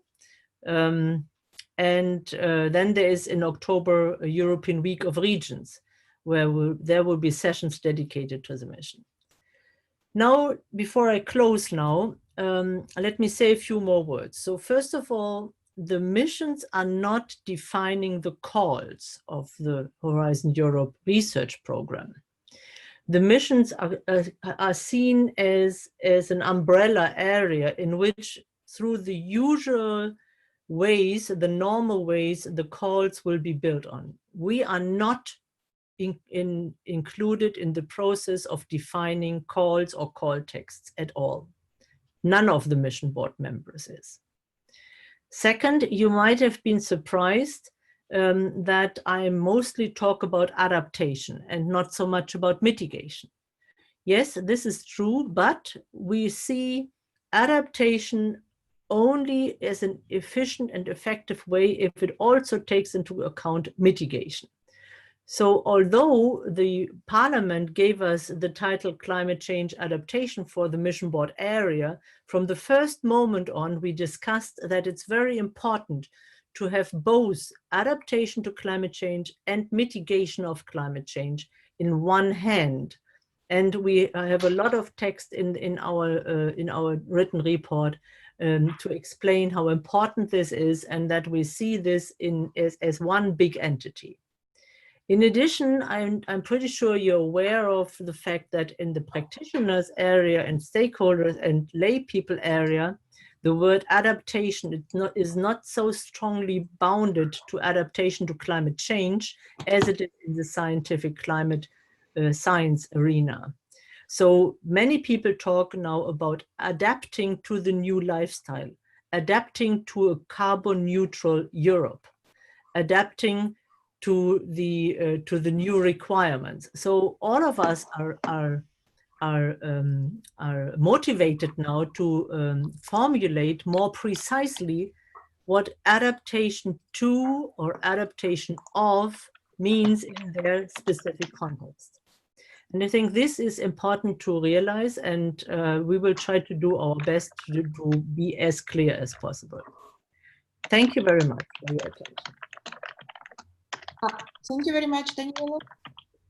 So now it's time for discussions and questions. Somebody is typing. Can somebody mute your mic?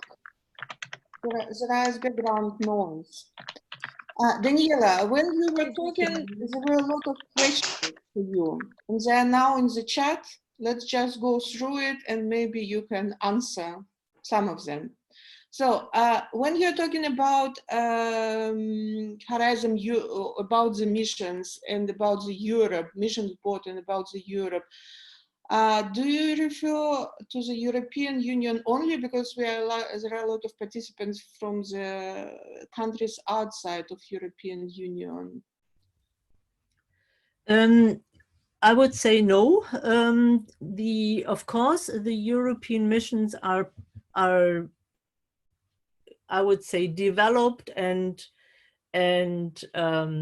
discussed with the diversity which we have in Europe, and considering and including the different cultural backgrounds in Europe, and they are laid out for European activities, but with a clear, and there is a part in the report with a clear international angle on it. So the idea is, of course, to have a strong focus in Europe, but also to build bridges to the global south and to other continents. So it is not Europe only. Okay, thank you. Roger, are you online? Because you wrote you would like to discuss with Daniela some issues. Roger? Yes, thanks very much. Hi, Daniela. Thank you very much for the presentation. I very much enjoyed listening to it. I've listened to it before, but I enjoyed it again. It's greater clarity. But this is one issue I have in the chat there that it's not explicit. I don't see explicit recognition of the fact that we're not talking about making a transition. We're talking a transformation. We're talking about making transitions over time. And therefore, there's a strong need. The challenge that will be out there is not only to is to allow the development and the capability to address the fact that change and continuous improvement is required. You know, we will have to abandon some of the measures that we put in place. They will be the wrong ones, but they will be the right at the time, but become the wrong ones. And I think how about updating and introducing new actions? And it's not explicit. I don't really see that referenced in this. And I think it's a significant challenge. Climate services will play and needs to play in this area, and it's not. It's not playing as well in that area as it could, sorry. And I'm just wondering, was that part of the discussions, and is it just implicit, or as I think it needs to be, it should be more explicit? So it was in the discussion. It's probably good to be mentioned. So if you can drop me an email to the EUMB-Jacob email address, or to my normal email address, so that I don't forget to take this with me, because we have discussed the try and error, or the right for the time, but and the changes which are needed is explicitly in context of political and structural settings in the governance fields. Yes, very much so. And this, of course, asks for a democratic development in the future, and from now on, constantly, I would say. And that is a big challenge, because to do this in the context of the diversity of the European culture, this, of course, is from a governance aspect a very large challenge. Let's go to the more easy things like practices or let's say data or methods which are not suitable anymore. This is in the mission, and don't forget, the mission is not a roadmap. I know. Someone has to develop a roadmap now, and I assume, I hope, that there will be a possible call for such a development of a strategic plan and a roadmap to fill the mission with life. So we were only tasked to build this big umbrella. What we see in which areas, which I would say on a kind of a meta level, which action is needed to achieve in 2030 a more resilient and climate neutral Europe, a better prepared Europe for shocks, for unexpected, but also a bit more independent Europe, and a safe and wealthy and inclusive life. So that I think it's important that now the scientific community starts to bring the meat to the bones. So I would say we are the bones, and you have to bring the meat to it. So. Thank you, Daniela. Sylvie, I think your question was also directly connection, how does mission board works? Do you get the answer on your question? So because Sylvie asked. Yeah. Yes, hi, Lola. Yeah, so part of the question was answered, is the fact that, yeah, it's not a roadmap and there will be calls when it's just an umbrella. At the same time, what I'm a bit worried is how does that fit? The mission is very applied, and in fact, there is indeed a need to have this citizen change and societal change, but at the same time we still need to have some more upstream and to continue improving, for example, the climate information, the climate models, the climate impact. So how we will make sure that there is this continuous stream between the more upstream and the more downstream. So that's part of my question. And the other side is the link with the information system that wants to be put in place with Destination Earth. But maybe my question is also to Annika, not necessarily only Daniela. Yeah. So so the all missions are stretching from the, let's say, fundamental basic science part to the implementation. I have now focused a bit more to the applied and implementing side, but there is a large part in it where it is clearly stated that in order to be able to do this, we have to have the information which we need for this, the data, the knowledge, the models, the methods, the quality control systems, and so on. So when we developed this, actually, we developed a figure, which is now not in this deliverable, but it's in our minutes. You can go to the website and then you go to it's all public, it's all transparent. And then you go to the meetings, and then you go to the minutes of the meetings. And there are figures in it where we have on the one side all the data and information and digitalization and the destination Earth connection. And then we have on the other side the society was taking care of the common goods. And then we have in the middle between those parts the meaningful knowledge, because we have to, in a dialogue between the societal actors, let's say, looking after and taking care of the common goods and boundaries and challenges, and the knowledge and data available are the ones which has to be established. We have to have a constant dialogue and interlinkages and an exchange so that we make meaningful knowledge out of what we have, data, knowledge, information, and so forth, so that we can turn this into action and implementing, and so that we can trigger what Roger just said, trigger the transition, because that it will be hundreds of transformations in this transition period. And of course, there will never be an end of this period. And that's a bit the problem. We do not really know, we know where we're starting from, but we do not have a very clear global view on the end point. And that is what the local communities have to develop, the visions, how they would like to live in 2050 and 2030 to 2050. And that's dependent on the local culture and the local context. And then this helps us to bring together all the thousands of transformations which are needed to fulfill the transition to a better prepared Europe, a fair Europe, and a resilient Europe. Okay. Thank you. Mark, I see your question about adaptation and mitigation, but if you don't mind, I would like to give a floor Fabio, because Fabio asked Daniela. Hello, Fabio. So yeah, is in the plan of the mission to put the local and regional authorities in the driving seat of the Horizon Europe? Fabio, are you here? Yes, I am. My question also goes along the way of what Alessia is asking.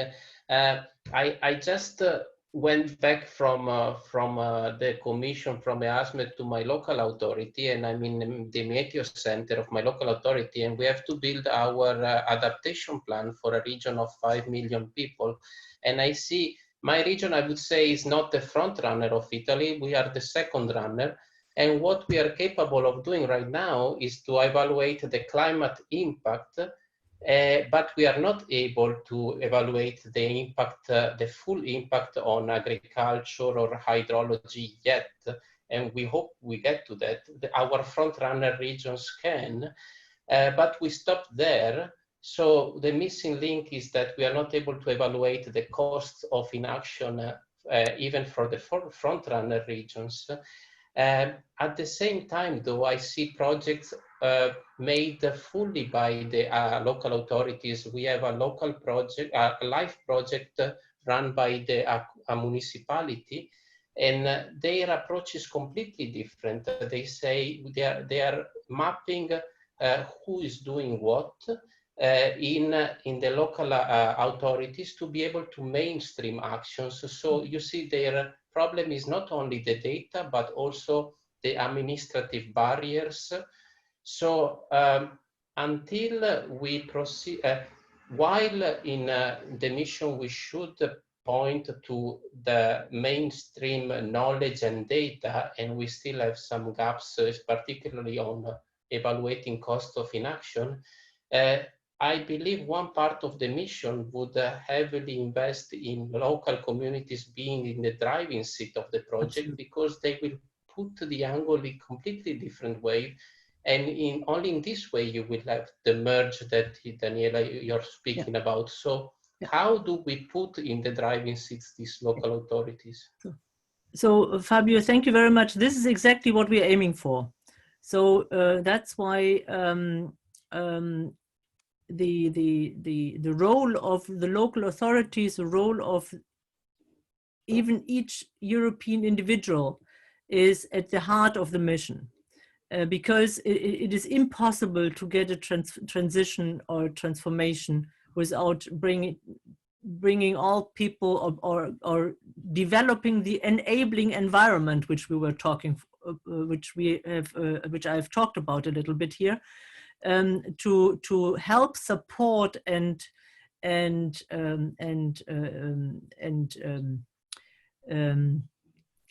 yeah, to help and support the local changes. So there, we have discussed several different mechanisms. Even we discussed microfinancing, so different financing mechanisms. And I saw here Rasmus talking about freely available data exchange and so on. I cannot read all of your comments, which are great, and I hope I can get the comments later. So I hope someone is saving them and sending them to me, so that I can take all your comments with me to the next meeting. So, but the idea is really to have these, the change should be driven from bottom up, but it needs a balance in some let's say guidance, like roads or something, and guidance and help to do this. And it's fully clear that you said some regions, some local communities have the capabilities, others need help and change, and that's in the mission. And that's, I haven't talked about this yet, but the missions are a part of the Green Deal. It is not the idea that the missions with implementing and everything are only financed through the research budget. And this is why all DGs, almost all DGs were part and listened to the development of these missions. The idea is that, for example, regional structural funds would also help to finance in individual regions the action needed. So we also discussed with the financing parts, we discussed with the risk, disaster risk reduction part. So the idea is to, at least that's how I understood it. And of course, we never know what will happen, but how I understood it is that there is a dedicated research part to it, because we do not know we do not know all what we are asking for here, and not everything is available.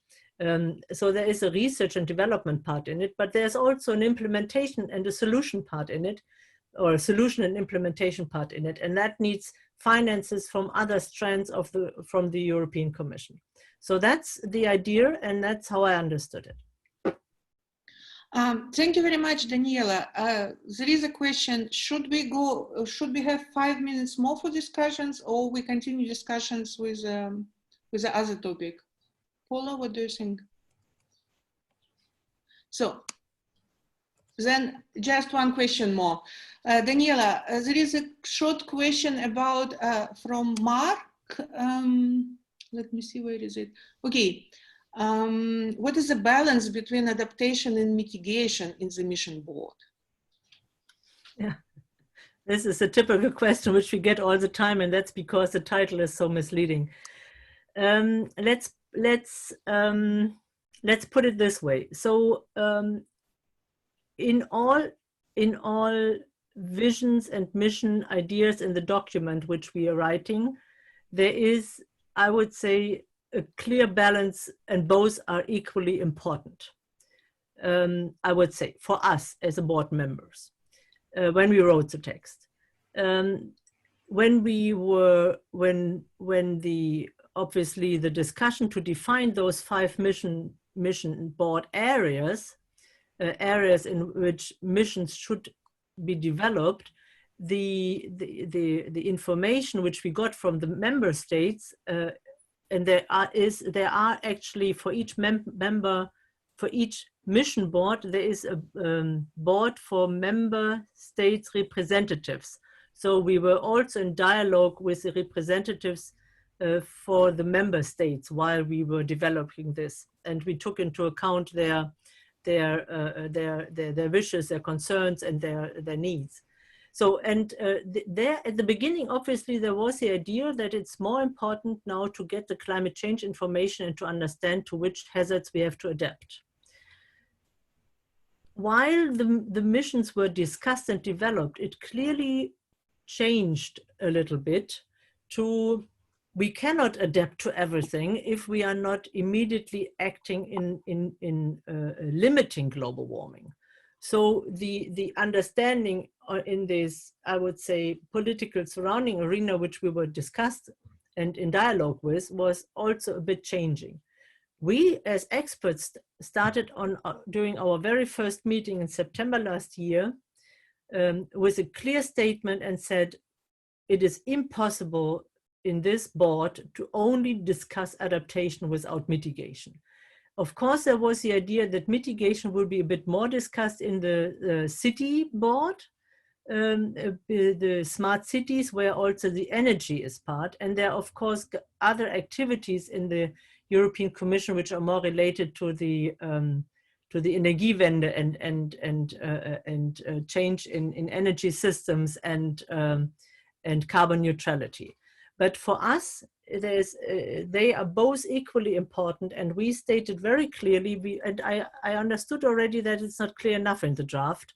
Understood it also when we discussed it, Roger, when we discussed it on Tuesday with the JPI Climate tab, that it's obviously not clear enough phrased in yet that there is no adaptation action without a mitigation part in it. So this is very important, and I will take this as a very strong statement again with me to make it a bit more clear. Thank you very much, Daniela. So unfortunately, I need to stop here. So it's a bit pity so that we can't continue discussion with you, but you can take all the questions with you because we save the chat, so you can think about it. Yeah. So thank you very much for giving me the opportunity. As I said, please go either through your representatives or send an email to mission board members or send an email to me, but we really need your input. But we need this until, I would say, 28th of June, ideally, because 1st of July, we will discuss again what we picked up from the stakeholder consultations, and you are our scientific stakeholders partly, and partly the practitioner side. And we would like to bring this in, and we have a bit of a time pressure. So it would be great to get it as soon as possible and not in October. That's definitely too late. Thank you very much. Thanks. Thank you very much. So Danielle is leaving, but discussions is ongoing. So because I would like to give floor to Ralph Tommy from the Imperial College. He is a part of Climate Europe team. And Ralph would like to discuss with you the latest developments in climate services. Ralph, are you there? Yes, hello. Can I just check my team is all there? So we're going to be a team which going to present a report to you. And the way we're going to organize it is that there's 4 of them, and they're going to talk to you about what developments they haven't identified in various subject areas. And so first was Jeanette, Marta, Vladimir, and Eric. And I can just see Eric has appeared, so good, I was a bit worried about that. Okay, so the way we're going to do it is we're going to get we have 4 speakers, so each of those are going to talk maybe for 7 minutes about this report. There was a link to the report if you had a chance to read it, or you can look at it afterwards. And there are basically 4 sections. So there is a review of the market research. There is a section on modeling, latest developments in modeling. There is a section on observations and the role they play in climate services. And then we have something around integration, how we integrate modeling with services.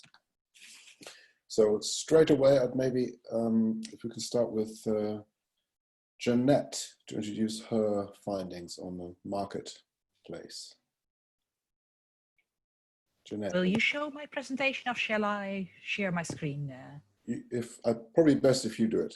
Yes, okay, I'll try to do that. Share screen, and then I have to take a look. Yes. And this complete screen. So I can see it. Yes, okay, here it is. I will tell something about the chapter on market research, on climate services in the document which you got the link from.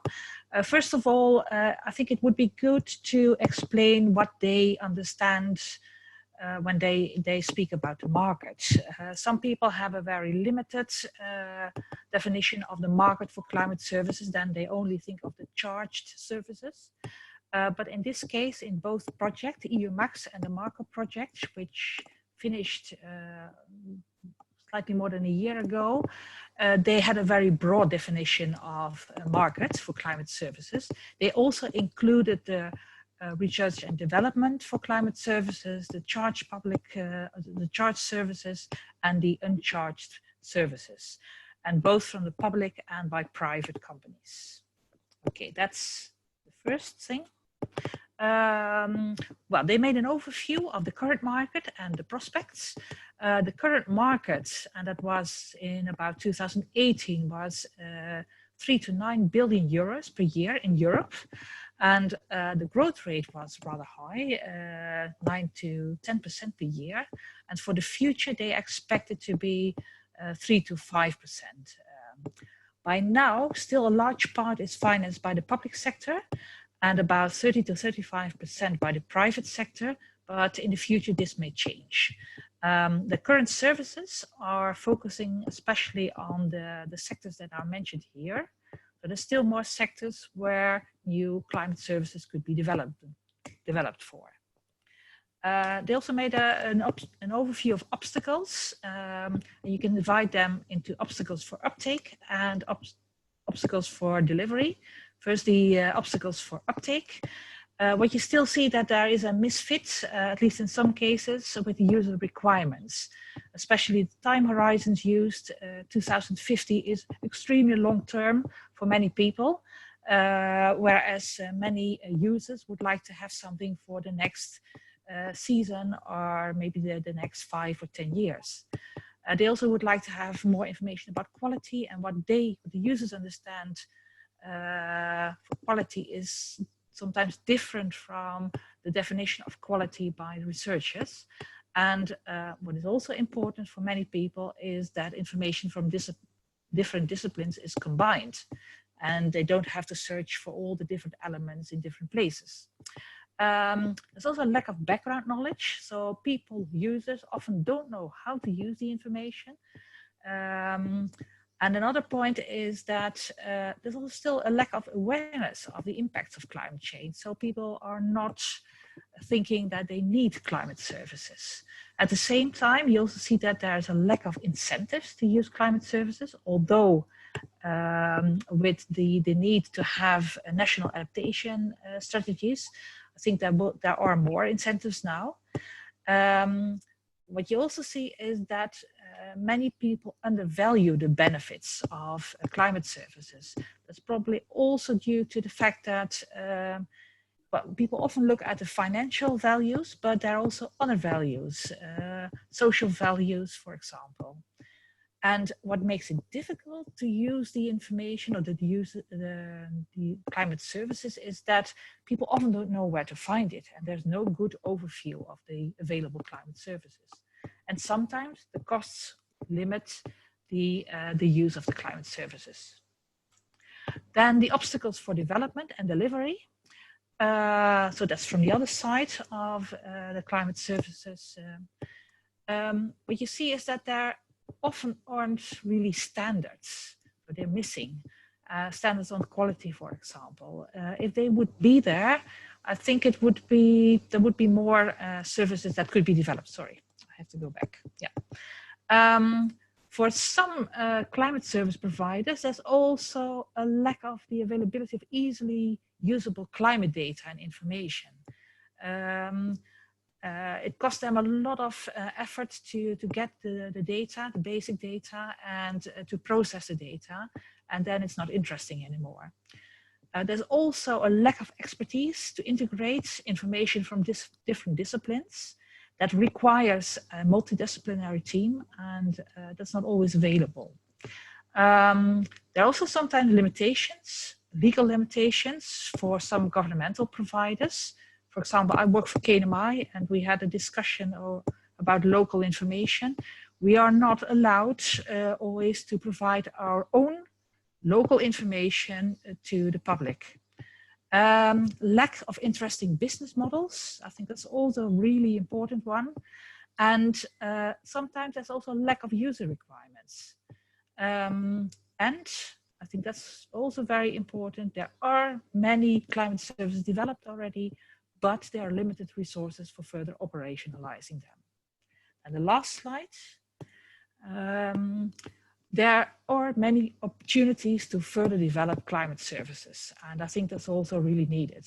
But if you look at it, you can use different approaches to stimulate the development of climate services. And one is more state-centered, the other is more business-centered and network-centered. And depending on what you focus on, there are different measures that have to be taken, or that are the most logical ones to be taken. So, yeah, depending on what people want. Yeah. Jeanette, I think you should state that, if I'm not mistaken, this comes from the Marco project, right? Yes, yes, yeah. Yeah, most of what I presented comes from the, this one is especially, I think, the Marco project, but the EU Max and the Marco project delivered most of the research on climate services markets. Yeah, I think you should note it somewhere as the source of the information. Yeah, at the start, I indicated that the EU Max and the Marco project were the most important projects for this, but well, it's good to make it clear that the information is from these projects especially. Yes. Okay. Well, maybe you think there are some things missing, that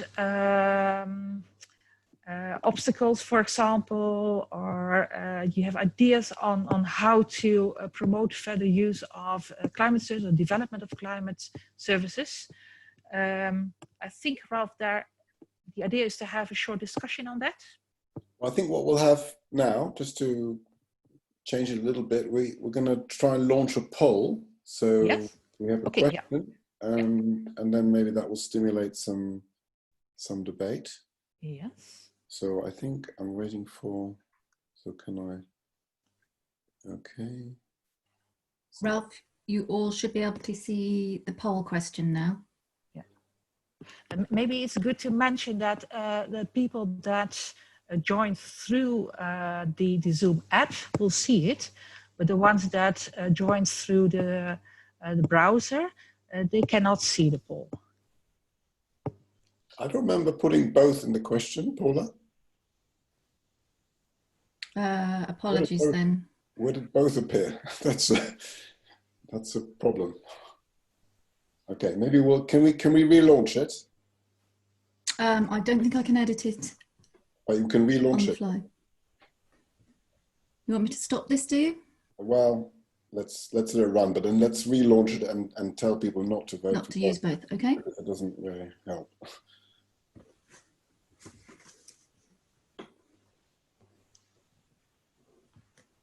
So we've only got half the attendees have voted. So I don't know how long you want to keep it going for. Okay, we'll end it, and we're going to relaunch it, and everybody, please make a choice between public and private, because that was the intention. Okay, I'll relaunch it now.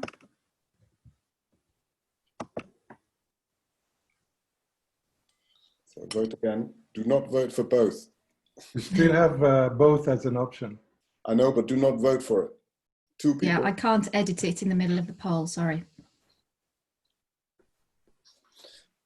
Oh, most people are listening. So it's a running tie at the moment. Gosh, it's completely tied. We have 48, 45 in favor of public, 47, 47%. Interesting. Okay. That just reflects that we don't have a clue, actually. Right. It's interesting. So I didn't expect that. So that's interesting. So basically, we think that both are equally going to contribute to future growth. And maybe just to kickstart the discussion, Jeanette, I was struck by the decreased growth rate of climate services going forward. I mean, that growth rate is no bigger than the GDP before coronavirus. I mean, not much bigger. So why is climate services not growing faster than the economy? What's going on there? Well, it depends very much on several things. Well, the GDP is important also for the growth rate, and whether obstacles for uptake and delivery can be removed or not. And there was, it also depends very much on the awareness. If people are aware of climate change and the impacts, then maybe it may grow faster. Okay, but I think the range you gave was never more than the range it had been. Right? There's definite deceleration. Yeah, but maybe it's also because there has been a large growth in the recent years, and then in general it decreases, I think. Okay. But then maybe people from the project can give more explanation about this. Anybody? I know that Jaroslav was included in the project. Good morning to everybody. Just, you know, I was not involved in Marco, and those forecasts come from Marco. Yeah. Not I was included in involved in EUMAX, which looked into market barriers and opportunities. But you know, as a general comment, I don't think those, you know, the assumptions and reasoning behind you know, those forecasts are still valid, right? You know, because of the COVID-19, because of the recovery package, because of the current sense of urgency, I think those forecasts should be revised and updated. Yeah, yeah. Mm-hmm. Yeah, they were from 2018, I think, when the projects made their final reports. So Roger had two quick questions. Does the growth include private sector and outside Europe? Were they global projections, and were they including private? I think it was for Europe. Okay. And it included the private sector, presumably. Yeah. Yeah. Right. Any other questions on those market surveys? You can raise your hand, or you can put a comment in the sections, or just speak up. Yeah, just perhaps, if I may add to what I said before, I mean, as we speak about the legacy of Climate Europe, of course, any market intelligence requires that and periodic update. So, you know, that might be taken up also in the thinking on if there is Climate Europe network preserved in some way, or Climate Europe 2.0, you know, to make these regular market intelligence reviews might be very important.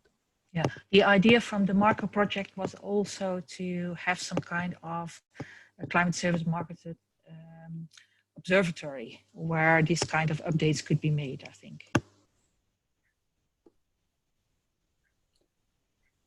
Okay, so I don't see any other questions for Jeanette, so maybe we'll move on to the next section, which is Eric. Are you there, Eric? Talk about latest developments in modeling. Yes, I'm here. Hi, Ralph, and hi, everybody.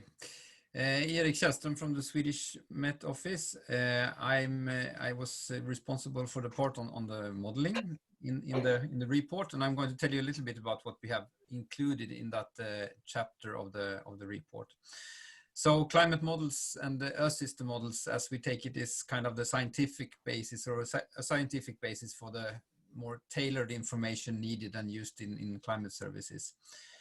And we have a section first in the report on climate model development and updates and how these models are progressing over time. So as we all know, and it's well documented, there is a continuous, more or less, process of improving the parameterizations and these models. The horizontal resolution gets higher as well in terms of as we get better and better computing power. So there is an improved performance in many aspects relative to observations that we have seen over time. And also these models are now getting more and more complex, so we are involving more and more processes, and these are processes that are of course relevant also for the climate and the climate change questions. And in addition to that, to those two aspects, also the protocols that we are using for setting up experiments and running the models, they are of course also evolving over time, and there is a lot of effort put into these protocols, and also how data is going to be shared, and so that the results can be exploited in a good way. And all of this, it leads to the fact that, as we see it, that these models get more and more suited for being used now also for questions related to climate mitigation.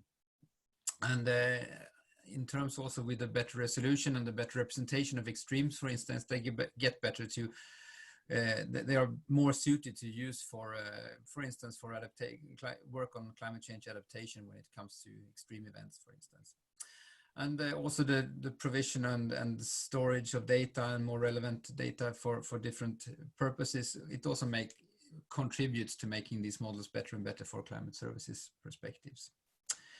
So we have a section in the report about the more coordinated work in terms of the CMIP activities, the coupled model intercomparison projects, and notably now CMIP 6, which is the last big project that is still ongoing. And this CMIP 6 is a very big endeavor in the scientific community with I think it's a bit more than 20 different model intercomparison projects with different themes, all constituting this CMIP 6 activity. And when it comes to CMIP 6, if we relate it to CMIP 5, which was the main bulk of data that was used also like in the previous IPCC reports, now this CMIP 6 models, the models are better. They have been run at high resolution. There are many different experiments. So we see many improvements there. But we also see that many of these models, they have actually a higher climate sensitivity. So the range of climate sensitivity appears to be larger now compared to in CMIP 5 in the models. And this has been documented in some papers in the literature. So it will be very interesting to see now what the IPCC comes up with next year in terms of I have something in the chat here with the camera, but I can't turn it on from my side. So I tried to, but it needs to be done probably centrally from who is controlling the session. So I leave it with that for the time being. I can't start my video. Yeah, now, okay, now I can start. Okay, so here I am. Sorry about that. So, okay. So the climate sensitivity in many of the Earth system models is different compared to what it was in CMIP 5, and the range is slightly bigger. And we have also seen that the scenarios that have been run in CMIP 6 with these new SSPs, even if they have the nominal same radiative forcing as the RCPs, actually the CO2 concentrations and the pathway into the rest of the century is different compared to before. And that also adds to higher and stronger warming compared to in CMIP 5. So many of these new scenarios now show stronger climate change signals compared to what we have seen before. And this is, of course, interesting in a climate service perspective. How can these new results be understood, and how can they be communicated, and also in relation to the previous CMIP 5 results that everything is based on up until now, basically. One part with the climate models is, of course, about evaluation, and we have a subsection on that also in the report. And this is very much important, or very much depending on this coordinated efforts, these coordinated experiments, again, like the CMIP experiments. And of course, also the observations, which we will hear more about later by Vladimir later. But there has been a lot of development also in this area, also from the climate modeling side, working on common tools for climate model evaluation to put the models against the observations. And there are examples such as the ESM-VAL tool, which has been now becoming more and more commonly used between different climate modeling groups, all in order to make the comparisons, the evaluation done more swiftly and also maybe more efficiently. There are some other aspects also of climate models and their use for climate services. We also have the shorter time perspective and the climate prediction time scale, that is from, say, from a month and up to maybe a decade, something like that. So now we are talking more about initialized climate simulations or initialized forecast, actually. So there has also been a lot of progress in that area over the last years, and it very much relates again to increased computing power. We have better models at higher resolution, and they have also been run many more times. So the ensembles are getting larger, and that means that we have better ability to address questions about natural variability. And also things like more frequent initializations of these forecasts is also something which has been addressed as being very important, since the models, they get a shock from the initialization, and there are also drifts in the models that needs to be taken care of in that aspect. So there are some projects here like the UCP project ongoing now. It's a Horizon project where these issues are being dealt with also. And there is also an activity, I think, under the Copernicus Climate Change Service. There is a tender out now for looking into this climate prediction business. Finally, I will just say a couple of words also about downscaling. There is also the activities around CORDEX, which is the Coordinated Regional Downscaling Experiment. That involves both dynamical models, regional climate models, but also empirical statistical downscaling methods. And there is a lot of activity also in that field. And for the dynamical models, which I know most about, we have activities within EuroCordex where there is a very large now matrix of combinations of global climate models downscaled by different regional climate models. And at high resolution, this is 12.5 kilometer over Europe. These ensembles are getting support both from Copernicus, but also from national initiatives and other funding sources. So it's a very good database that exists for Europe now for different impact studies and also for use within climate services. CORDEX also has a lot of interesting activities ongoing, like they have a couple of flagship pilot studies, and there is one on the Alpine region in Europe where so-called convection permitting models are being used. These are models that are at very high resolution, much higher than the EuroCordex models at 12 kilometer. Now we're talking about, say, 2 or 3 kilometer grid resolution. And it means that the deep convection can be really modeled explicitly by these models, and they needs not to be parameterized. And these models have frequently been shown to perform much better compared to the coarser scale models, and also actually to change the climate change signal for some extremes. And this is really can have a very high impact on the message that we try to convey from these models. There is also another flagship pilot study in Europe called Lucas, and it revolves around land use and land use change, which has also been very important historically over Europe. And it might be very interesting in the future also in terms of connection to mitigation and production of biofuel and possibly BECCS, etc. So that's also a very important and interesting activity. The CORDEX data and use has been used a lot and assessed, and is now also being used as input for the IPCC process, and it will be part of the atlas actually coming out of the next IPCC report. Yeah, I think I will stop there. I will just say as a final word here on the regional climate models, but also on other methods of downscaling. There are always, of course, potential issues with consistency issues between the global scale models and the regional models of the downscaling method. So that it's very important to really analyze in detail the final results coming out on the local scale, which is what is maybe most interesting to the users of the climate services. Thank you. Thank you, Eric. Okay, so we're going to launch another poll and then we'll open up for discussion. So Paula, can you launch the second poll?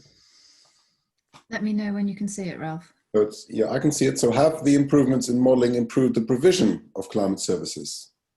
Yes or no? So we've got 89 people. Let's see if we can get some more people to click a button. I think this is quite an important question because it's sort of an implicit assumption that we continue funding basic research, because if we think that actually improving modeling doesn't improve services, you've got to ask the question, you know, what is the appropriate use? So it's interesting. There's a site, I mean, at the moment, there are like, is a quarter people think that actually doesn't make much difference. Most of you think it does, but it's a sizable fraction that I think so. I've only got 47. So again, we've only got half the people. If you haven't voted, please do. It's free. No charge. Use your democratic right. Is the poll closed?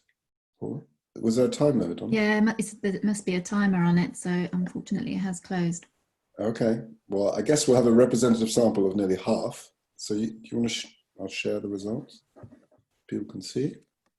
Also, Ralph, I don't think people in the web browser can vote very easily. I think it's just if you're in the app, just to let you know. That's why you won't get 100% voting. Yes.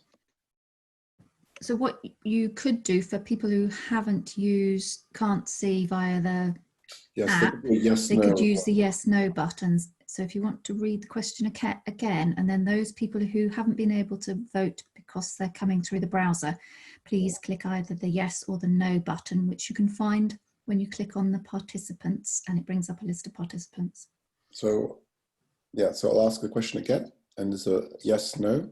Have the improvements in modeling improved the provision of the services? Yes or no?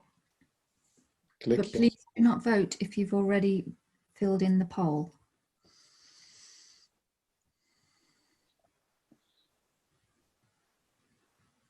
Question isn't accurate enough.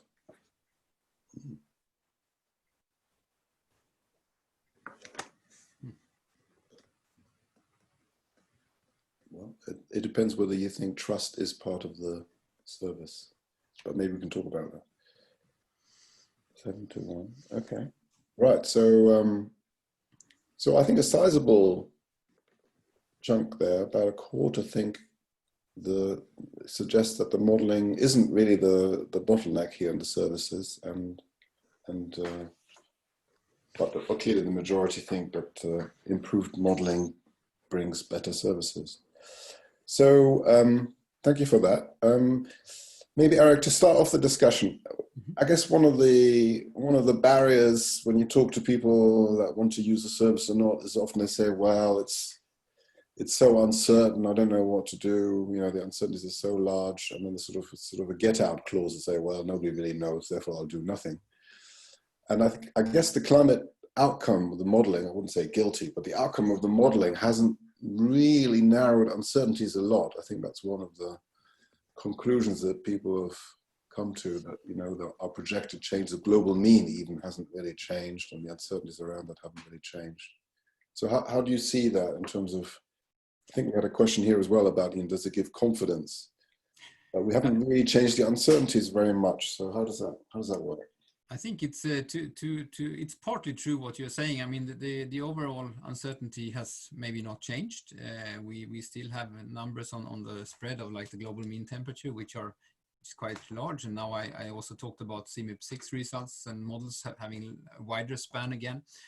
But we should also remember that the climate models nowadays, they include many more processes compared to the models used in the 70s and the 80s, when these ranges were first when we first came up to these ranges. So yes, the uncertainty ranges are still about the same, but on the other hand, it's much more confined in a way, since we have more of the climate system in these uncertainty ranges. So we are more certain about what we know, even if there is still a large degree of uncertainty around it. And I think that's an important message, that we know more and we are more confident what we can say. But of course, we still have a very large uncertainty about the future. That's one way of expressing it. So we've got a couple of comments here from Mark Payne from Denmark. So he says, at the moment, there are other barriers to developing or uptaking climate services. The models will be a barrier at some point in the future, though. Yeah, I can agree with that. I think there are of course a number of barriers, and it's also related to models. It also relates to the data actually being stored and these protocols I mentioned before.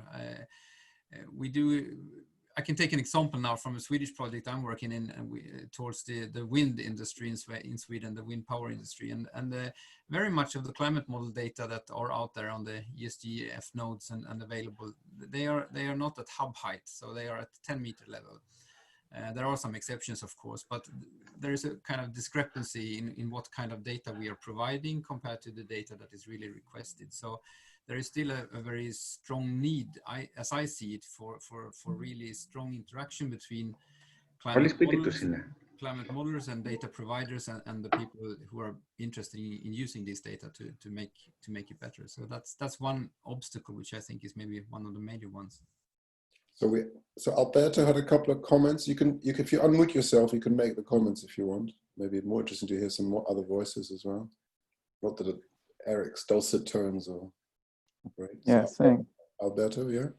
Yeah, thanks, Ralph. Yeah, no, I was just kind of making 2 points. One is, one question is what happened in the past that have led to the situation where we are developing climate services now, and whether the same rate of development is required for the future. I mean, this is a question, I don't know the answer to. And also, yeah, the appetite comes eating. So the thing we are seeing also that people using climate services will ask more and more, refined questions. So there's probably going to be need for more development as we move on. But at the moment, I think I agree also there is more to do on the climate service side.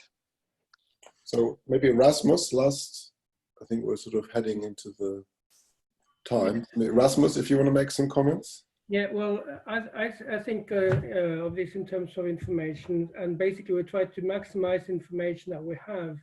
And we have various sources, and some are more limited than others. Simulations and climate models are good, but they have, like say, minimum scope for scale. They have a limitation. Then you also have the observations, which are useful in many respects. So to combine these in different ways, you can actually try to get a more complete picture. So one example that I want to bring up is that when we talk about climate services, we cannot provide information on a very high resolution in spatial scale.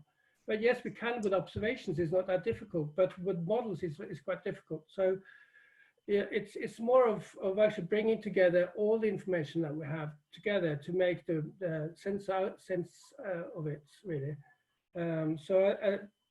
But this takes a lot of discussion with the end users. What do they actually really need to know? What are the numbers they really make use of at the end? Very few people make use of time series to make decisions. They want, say, a number for probability, or like say a return value or something like that. Okay, thank you. So yeah.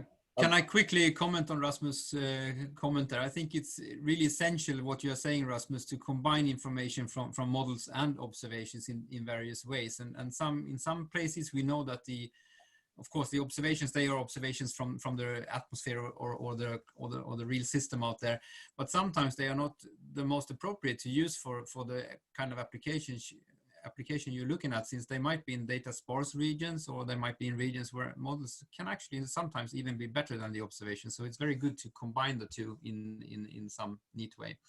And that's, again, what you're also saying, it needs to be done in concert with the needs from the users. I think that's really essential here. So thank you, Eric. So there are a couple more questions, but I'm afraid we're going to move on. Observations was mentioned, and Vladimir is the one. So Eric, maybe if you can have a look at the comments and maybe reply to them if you could. Yeah. So Vladimir, are you there? Yeah. Hello, everyone. Hello. Please go ahead. Okay. Thank you. Thank you, Ralph. I will talk about observations, or the chapter dedicated to observation in this report. In general, we decide to split this chapter in 4 sub-chapters dedicated for different kind of observation, let's say, because on one side we have something which is direct observations, like a station observation, and on the other side we have a products that are derived from observations, like a reanalysis or gridded observation.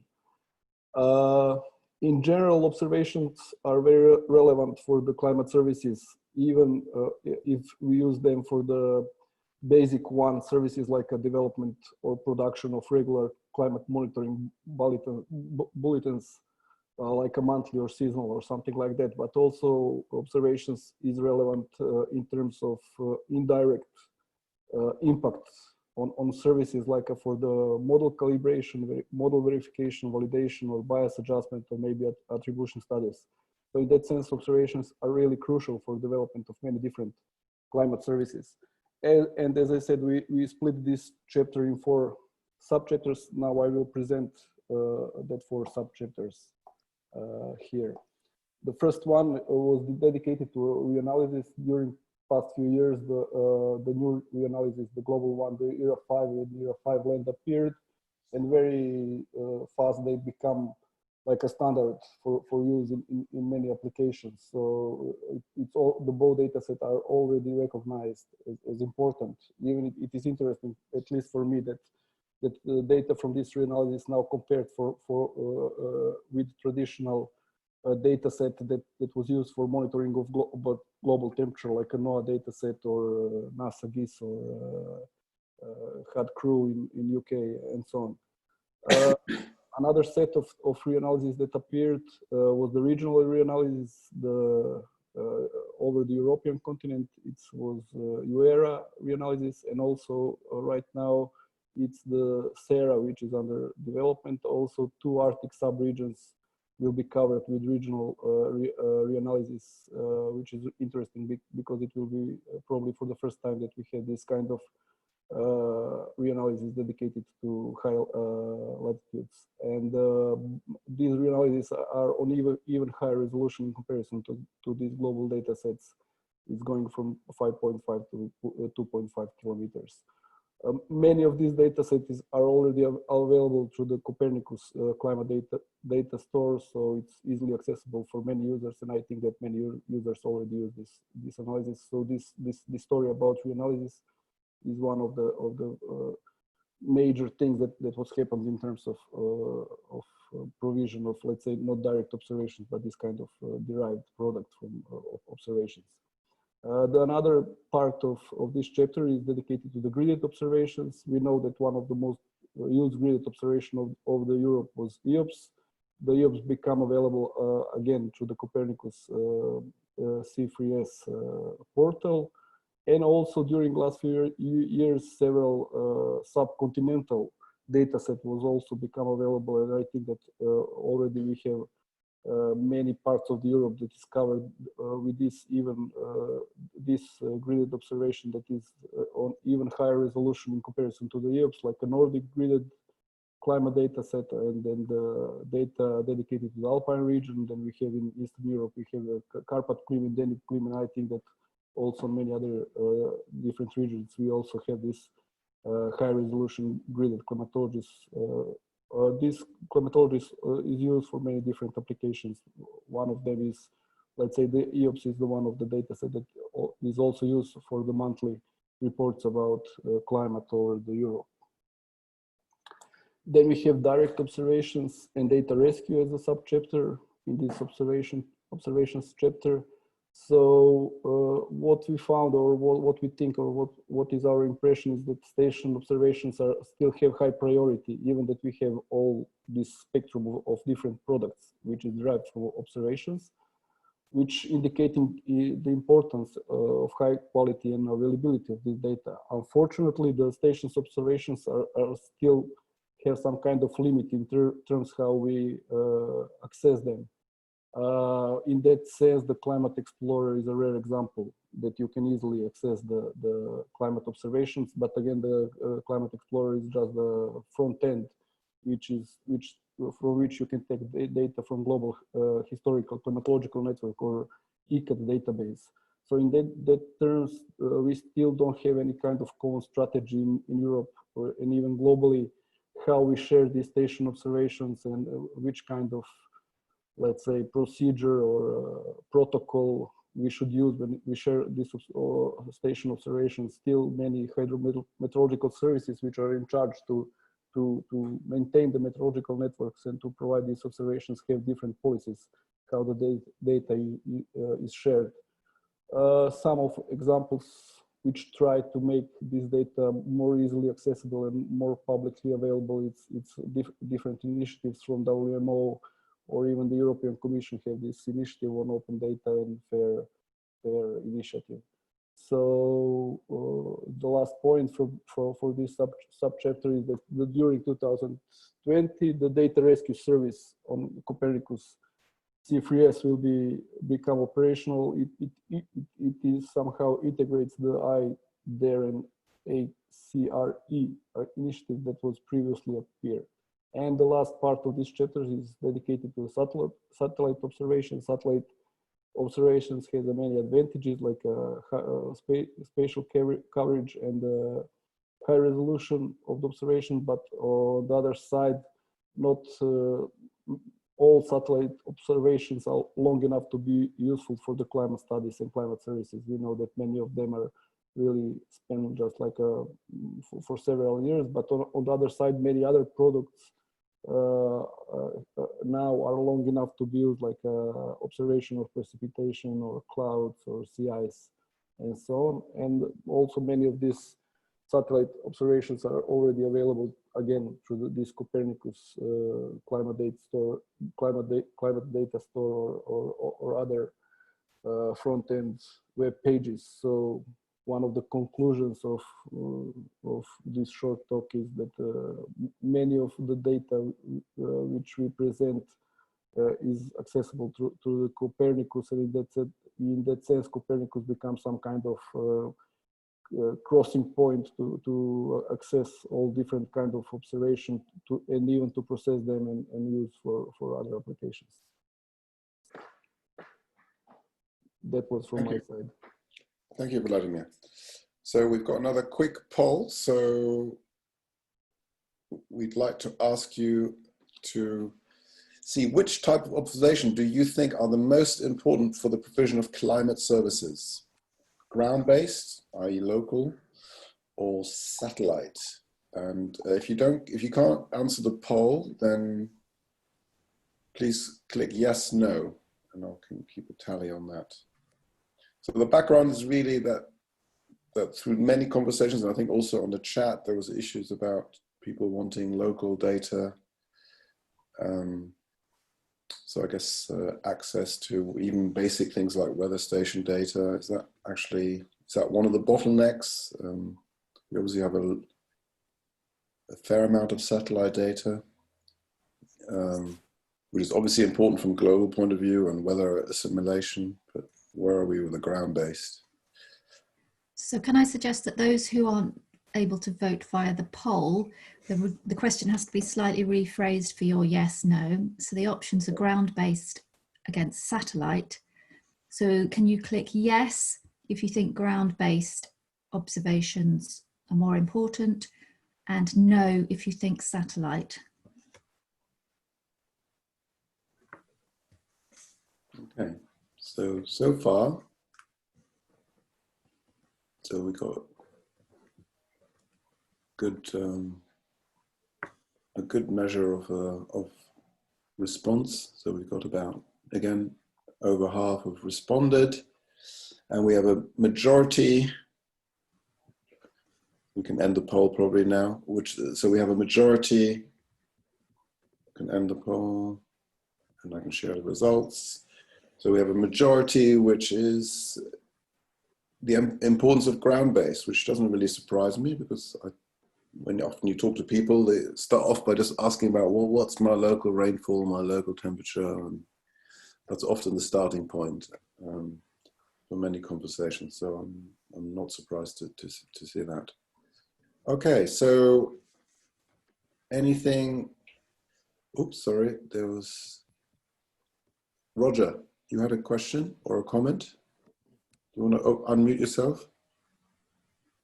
Yes, Rolf. It was a difficult question to answer, primarily because a lot of information that is not available on a local scale because of the decreasing quality and quantity of observations, ground-based observations, is available by satellite. And that is the information, you know, satellite is moving more and more into that type of information. So it's a difficult question to answer, I was just suggesting, because both of them are needed.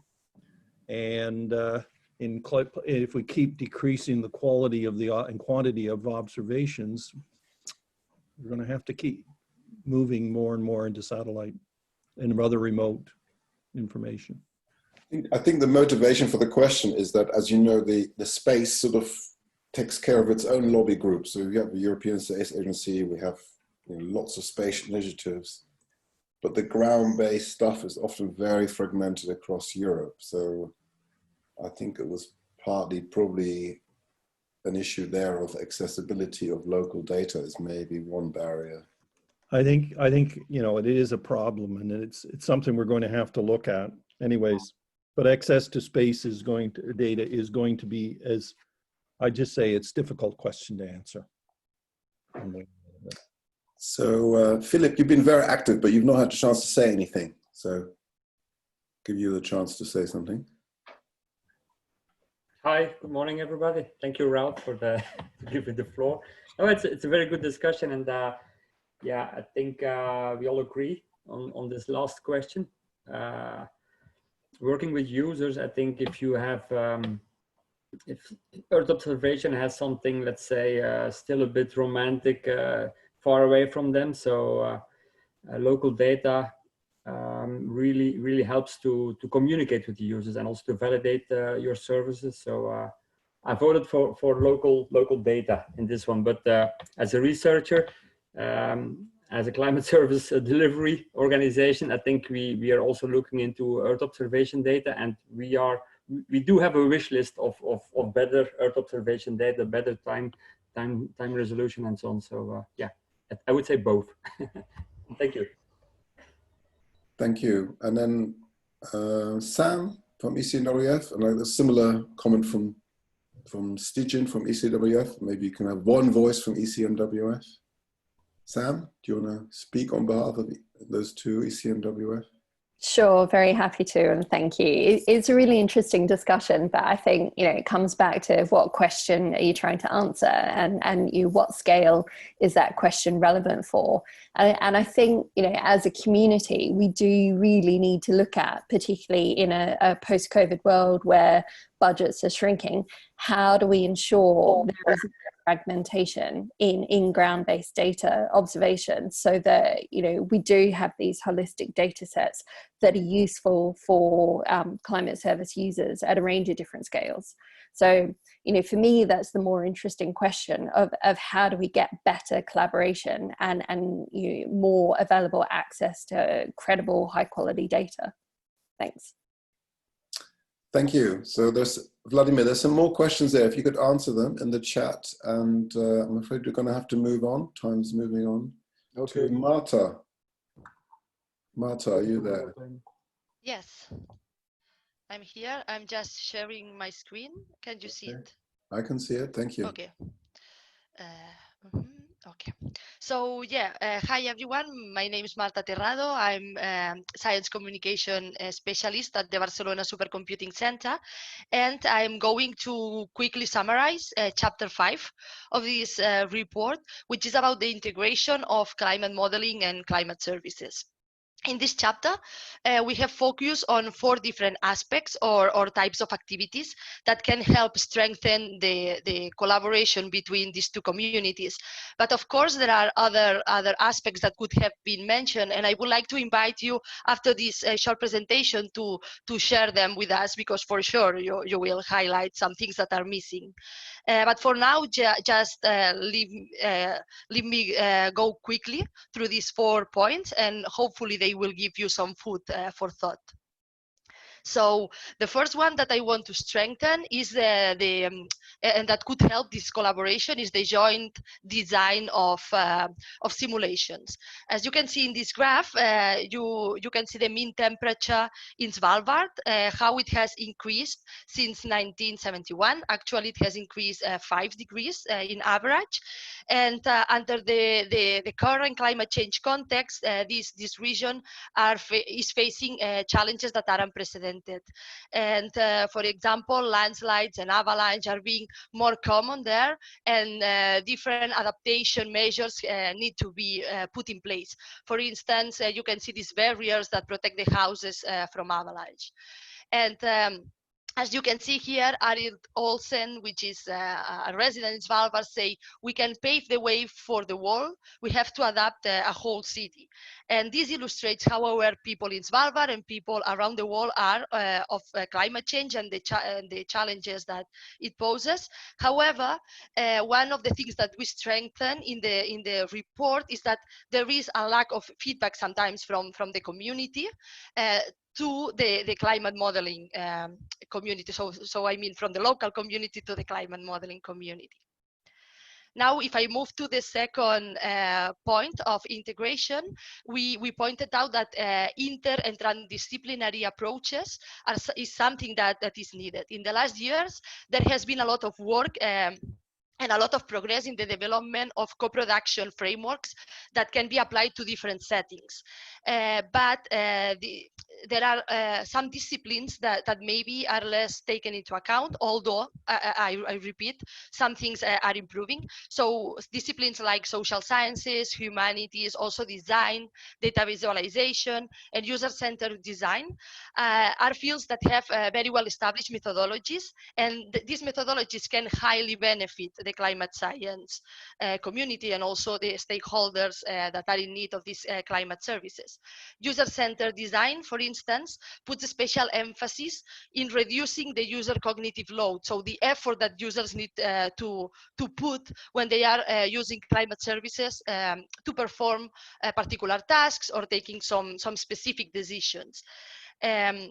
It's important also to highlight that we need to move towards an operationalization, so to have an operational collaboration between research, policy, and also the civil society. And we are seeing more and more that the climate services and also the climate science communities are developing some reports, like less technical reports, policy briefs, white reports, and so on, that are addressed to the policy community and that reach actually the policy community. But sometimes this feedback from the policy community to our community, to climate science, climate services, climate modeling communities, doesn't work. So we need to find these mechanisms also to have this feedback. The third point that we identified was artificial intelligence, and as a game changer for climate change. So artificial intelligence refers to computer systems that can sense the environment and think from the environment, learn and act in response to all the different big data and stimulus that are received. And for instance, the field of artificial intelligence has helped climate researchers to determine which models are more reliable, giving more weight to those that provide predictions that eventually are found to be more accurate, and giving more weight to other predictions that are more poor, that perform more poorly. Also, artificial intelligence has been applied to identify better tropical cyclones, atmospheric rivers, and also extreme events. And the good point of artificial intelligence is that it allows incorporating many aspects of the real world that are very complex and that can be taken into account in the simulations and in the calculations. It has also been applied in the field of disaster risk reduction and to determine strategies to deal more effectively with the disasters. And this means that has this potential to advise policy as well. And finally, the last point that we have developed is the need to communicate climate change in a different way. there is a need to bring these facts and output of scientific calculations close to the user community, to the user's experiences actually. And a lot has been done recently as well, developing narratives that try to put some context to all the scientific results, but we cannot just stop at the narrative level. There are other tools that have been applied to better communicate and also to better engage with users. And here there are some of them. We can talk about storylines and case studies, which are normally a little bit more technical. They describe how the weather and climate will unfold under future situations, or sometimes they describe past events that were especially relevant for stakeholders because they affected their economies and so on. Then we have the narratives that I have already mentioned, putting some values and backgrounds and experiences of stakeholders into context, and that can help better explain how these climate facts, these climate events affect the different stakeholders. And but then there are also other tools or other applications, for instance, online platforms that can be decision support tools that are better tailored to the users, or we can even go further and talk about games, citizen science, and all these artistic representations that also help to empathize a little bit. And here I finish with the description of this chapter. And now, well, you feel free to ask me, but also I can talk only about my own experience. So I also invite you to point out like different points that should have been included maybe, or that could be included in future summaries. Thank you. So again, we have the last poll. This one is a little bit more involved, so I'm afraid there's going to be no yes, no option here. This is a little bit more involved, so you're going to have to enter the poll. So the question is, which activity would you prioritize? So prioritization is the key word, in order to strengthen the links between climate modeling and climate services. Joint design, implementation of transdisciplinary approaches, application of AI, co-development communication tools. So can I suggest that those people who can't see the poll, we could, if you think the answer is joint, or the most important priority is joint design of simulations, click yes. Implementation of transdisciplinary approaches, click no. Application of artificial intelligence, click go slower. And co-development of communication tools, click go faster. Okay, you sort of broken up a little bit there. So I think what Paula was suggesting, if you're in your bottom, you go 1, 2, 3, 4, yes, no, go slower, go faster, you can enter that way. But we're already getting some interesting throughput here. So now we have 66% participation. Excellent. So we're getting up. So it's very interesting. Nobody believes in AI here, or 2 people do. Only 2 people. So I think we'll end it. And you can share the results. So quite striking. So I'm a little bit surprised, Marta. I'm not surprised at the AI, too many old people on here, but I'm not surprised. I am a little bit surprised by how little people think joint design of simulations is important. Maybe because we made them prioritize, you know, they should be important, but as people could only choose one, yeah, maybe it's the result of that. Yeah, but it's quite clearly not a priority. And then you have 2 which are about equal, the transdisciplinary approaches and your communication tools. What's your reaction to that, Marta? To me, it looks good because actually, when we talk about this joint design of simulations, we are focusing a lot on the simulation. So on the science, on the climate science field. Sorry. So we are a little bit, although we take into account how this will impact the users eventually. We are more focused in the science per se.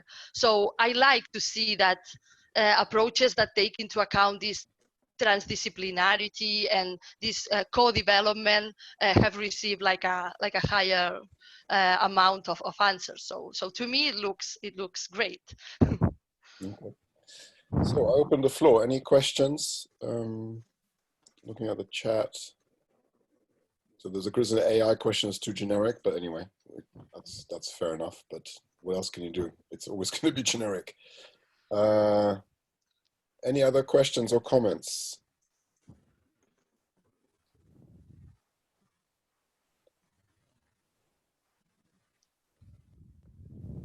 So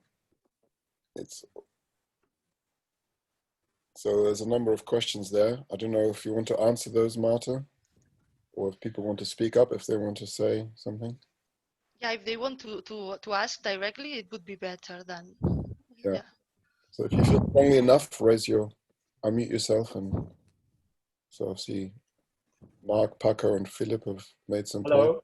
Yes. Yeah. Can I just, I was wondering, joint design of simulations, is this something you think of between the end users and the ones delivering the climate services, or more an internal climate service community activity?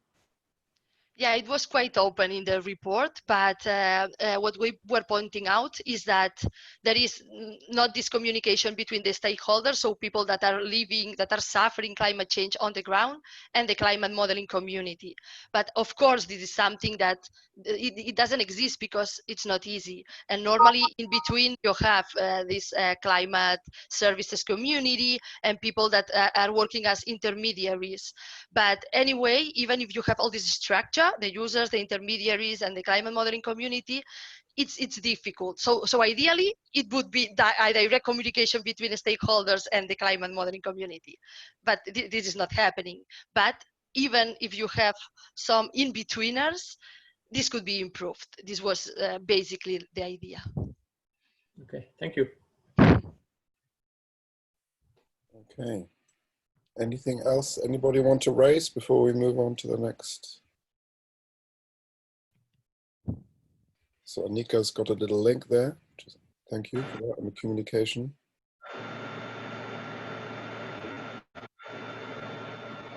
The Dalek. Okay, so please unmute. Please mute yourself because it's not working. So,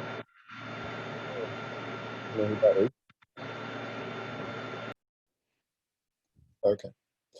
So, Martha, if you could answer to the remaining questions we've got there, and I think it's time to hand over back to Chris.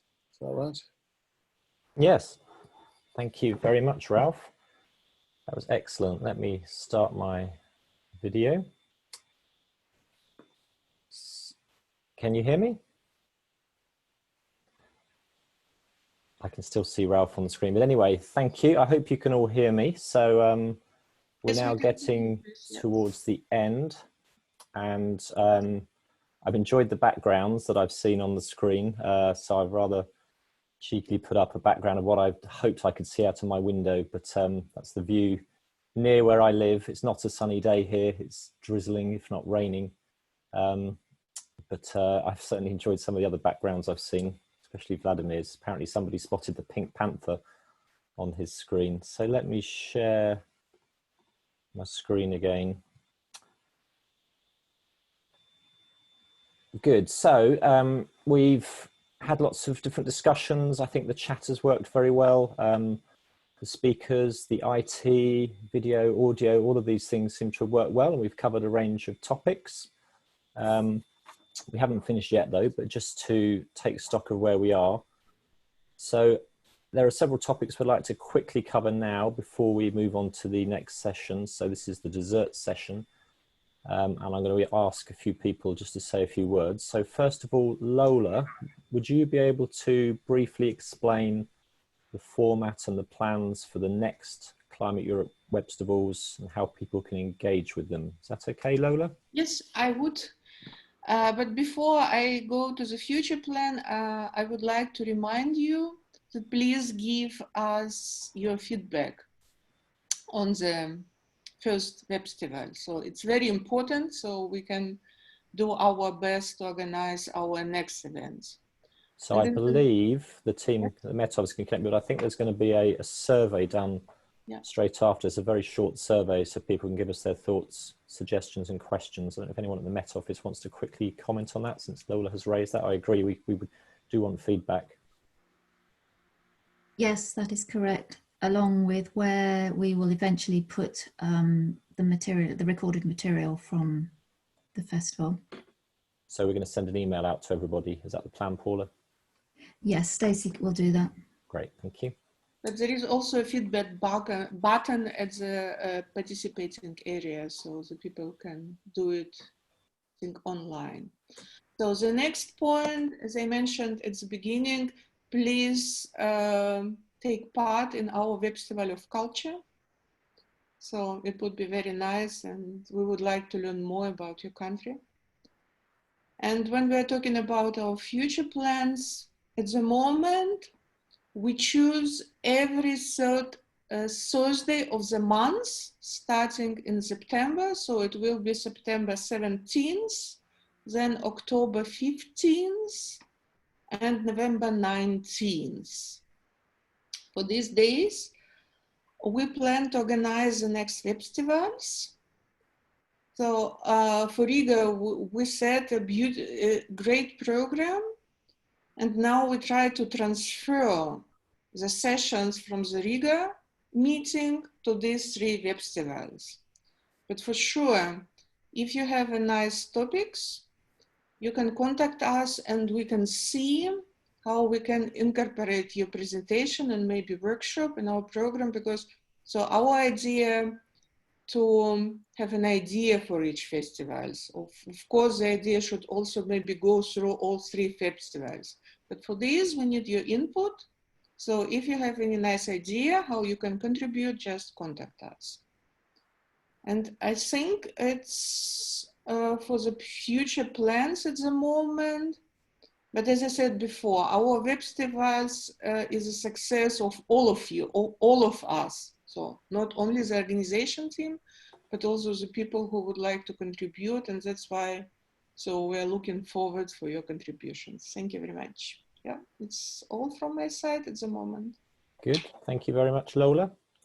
So there will be some other things taking place which are relevant before the next Webstival in September. So for example, there are a series of webinars being organised by 2 Horizon 2020 projects. Yarrow, are you still on the line? Would you like to quickly introduce those? Thank you, Chris. I'd be happy to. Could you change the slide? I think there's one that is explaining the idea. Chris, can you stop sharing? Stop sharing so Yarrow can just put up his slide, please. Right. Give me a second. I will do it in. Yeah, I didn't have your slide, Yarrow. Sorry. Sorry for that. Okay, so I'm almost there. Okay. Yes. So.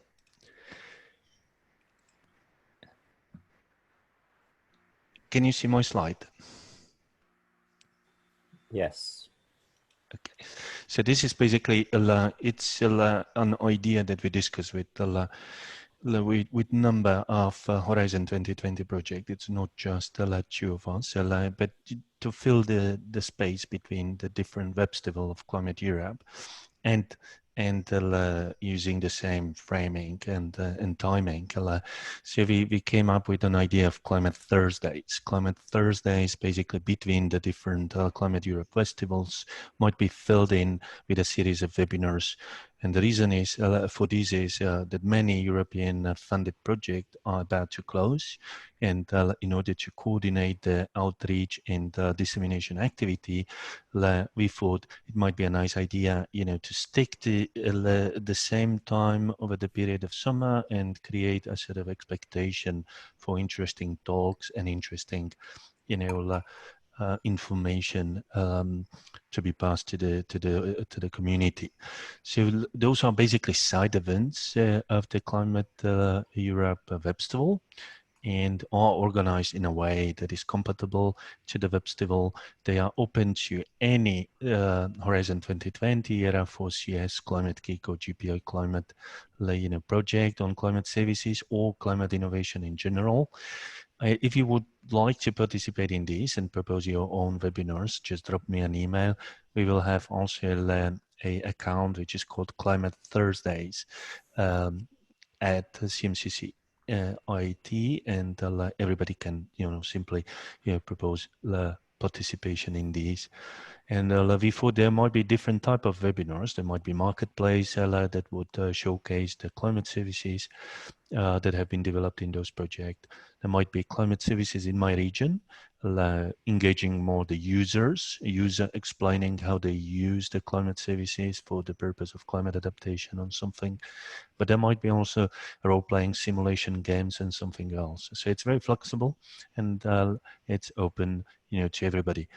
Now, we will share the efforts of organizing the webinars. It will not be organized by Climate Europe directly or by any single organization. We will simply rely on the participating projects and organization to take on the organizational aspect for single webinars across this time. But we will have a common outreach platform and common outreach, basically,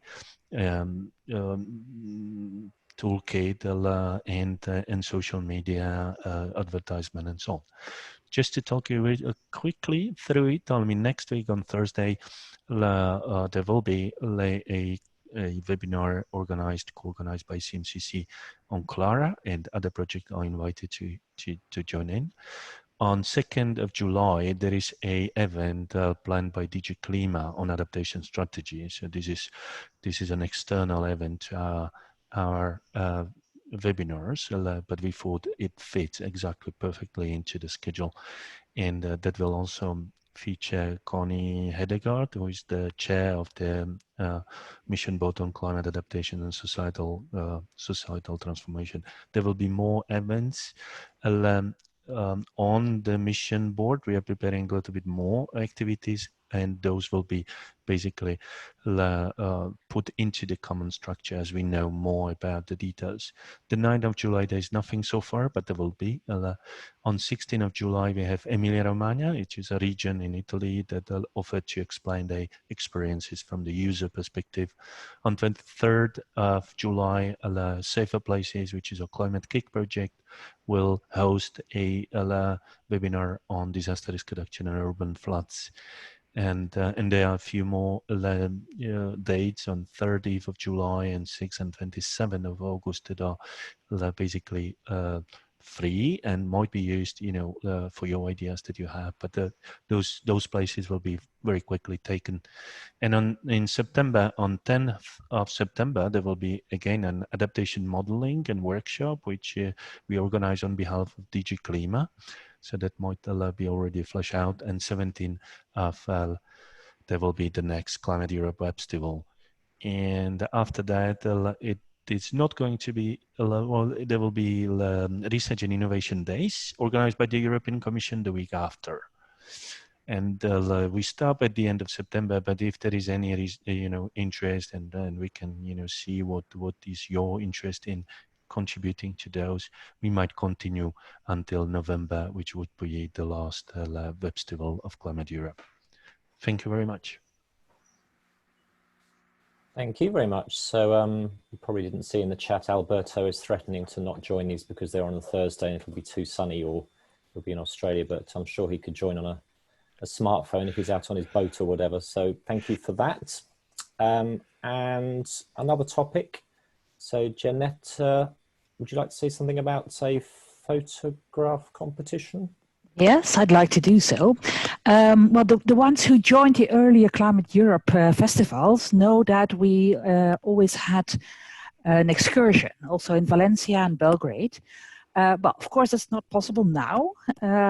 But we thought of another way of showing something of the impact of climate change and the adaptation measures that people take. That was also often shown during these excursions. So we thought we organize a photo competition with three themes. The first is extreme weather or climate change. The second one, impacts of extreme weather and climate change. And the third theme would be adaptation to extreme weather and climate change. Well, and it's also a real opportunity to get a broader view of what is going on in the different countries in Europe and outside Europe. So organizing such a competition includes setting up the rules, finding a jury, making a website where people can send in their contributions, thinking about a small prize for the best photographs. And well, it is a very recent idea, so we are not yet ready yet. However, I would like to stimulate everyone to look already at your photographs or make new photographs for these themes and consider sending them in later on. So everything that fits more or less the themes is welcome. It's a competition for amateur photographers, but it would be wonderful to get contributions from all over Europe and also from other continents. When we are ready and we have arranged everything to start a competition, we will put a message on the website. We will inform people through email, social media, but keep it in mind already. And I hope everyone is thinking of contributing to it. Thank you very much. Thank you very much. So yes, there's a range of activities that will carry on. So as Lola said, and I think we've said a few times, we are keen to learn from today's activities. We've done lots of different things and we're keen to see what went well and what didn't go well. So please do let us know through whatever feedback mechanisms are going to work best for you. So let me share the screen again. So we're not quite at the end. Obviously people can come and go as they please, but this is the end of the main part. So again, thank you to everyone who's been involved, particularly the organising team who had to organise this structure, this menu at pretty short notice actually. So I think we've done very well and we probably should give them all a round of applause. I will clap and feel free to unmute your microphones or raise your hands. So thank you to everybody, all of the Climate Europe chefs. So that's the end of this part. So we're then going to move on to, I'm not sure if I'm the right person to introduce this. Tyrone, are you a better person to introduce us to the 4 Zoom meeting rooms? Hi, Chris. Yes, I can do a quick introduction. So, shall I stop sharing my screen or shall I leave it up? You can leave it up. That's fine, so that people can see what's there. And actually, I will just share. In a second, I'll share the details in the chat box. So basically, the main part of the festival is over, and we've finished now. But what we thought we would do is try and recreate a little bit of the physical festival where you get to mingle and chat with people once the events are over, maybe having a coffee with them or having lunch. So we've set up 4 different chat rooms. So there are 4 different Zoom rooms, and I will put the details in the chat box now. So those should be up there for everyone. And basically, if anyone would like to stay on for the next, let me see, what time is it? For the next 40 minutes or so, and chat a bit further about the Climate Europe legacy. If you've got any more thoughts on that, then I'm going to be staying in this chat room or in this Zoom room. Janetta is hosting another Zoom room. So again, the link and the meeting ID and the password are in the group chat. Janetta is going to be hosting a chat about climate services and gas and delivery. So you can go into the Valencia Zoom room if you want to have a chat with Janetta. Bex and Stacey are going to be continuing to discuss the icebreaker activities. So if you fancy going back into the jam boards and adding more to the icebreaker activity jam boards, then Bex and Stacey are in the Belgrade Zoom room. So you can go in and have a chat with them. And Ralph has offered to host the anything else room. So if you fancy just popping into that to have a chat with Ralph, I have no idea what he's planning to talk about. Maybe it's just a mix of everything that we've been discussing so far today. Then Ralph is in the Riga Zoom room. So all of the links to the different rooms are in the chat box now for you to move in and out of as you please. But other than that, I think that's officially the end of the festival. So yes. Tyrone, just a quick comment. It's not about me, that room. It's about anybody else want to talk about anything else. Okay, so anything else, not just what Ralph wants to talk about. You can bring any topics. Yeah, anything you want to talk about or moan or whatever, come to my room. Hi, Ralph. Is that the only room we have, or the different rooms now? Is that now the just after work room, or how is that? This is the free-for-all room. Free for all, and one room for everybody just to moan and complain and let off and whatever you want to announce something, whatever. Chaos. Sounds good. Is it already open? Do I have to go somewhere? Will I be invited, or? So I think all the rooms are open now. So in the group chat, I've put the links to all of the different rooms and the passwords. Yeah. So if you click on those links to whichever room that you'd like to go into, and then add in the password. Thanks. I think the details are all in the joining instructions as well if you lose the group chat. Or stay on this call if you want to do the Climate Europe Legacy room. Is that right, Tyrone? Yes, that is correct. So the other 3 rooms, I think you probably need to leave this meeting, I'm guessing, and then cut and paste those details into whatever your web browser or your app. Chris, just to confirm, if you go and open a new Zoom meeting, it'll automatically ask you if you want to leave the one that you're in. Okay, great.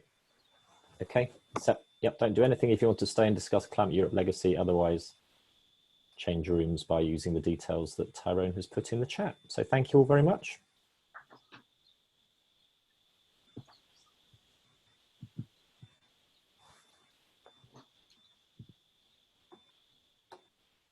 I guess if we give people 3 or 4 minutes, Tyrone, especially for the one that we're all in at the moment, but for people to move to other ones. Yeah, I'll wait a few minutes and then we can start chatting about the legacy. People might need a quick comfort break as well. Yeah.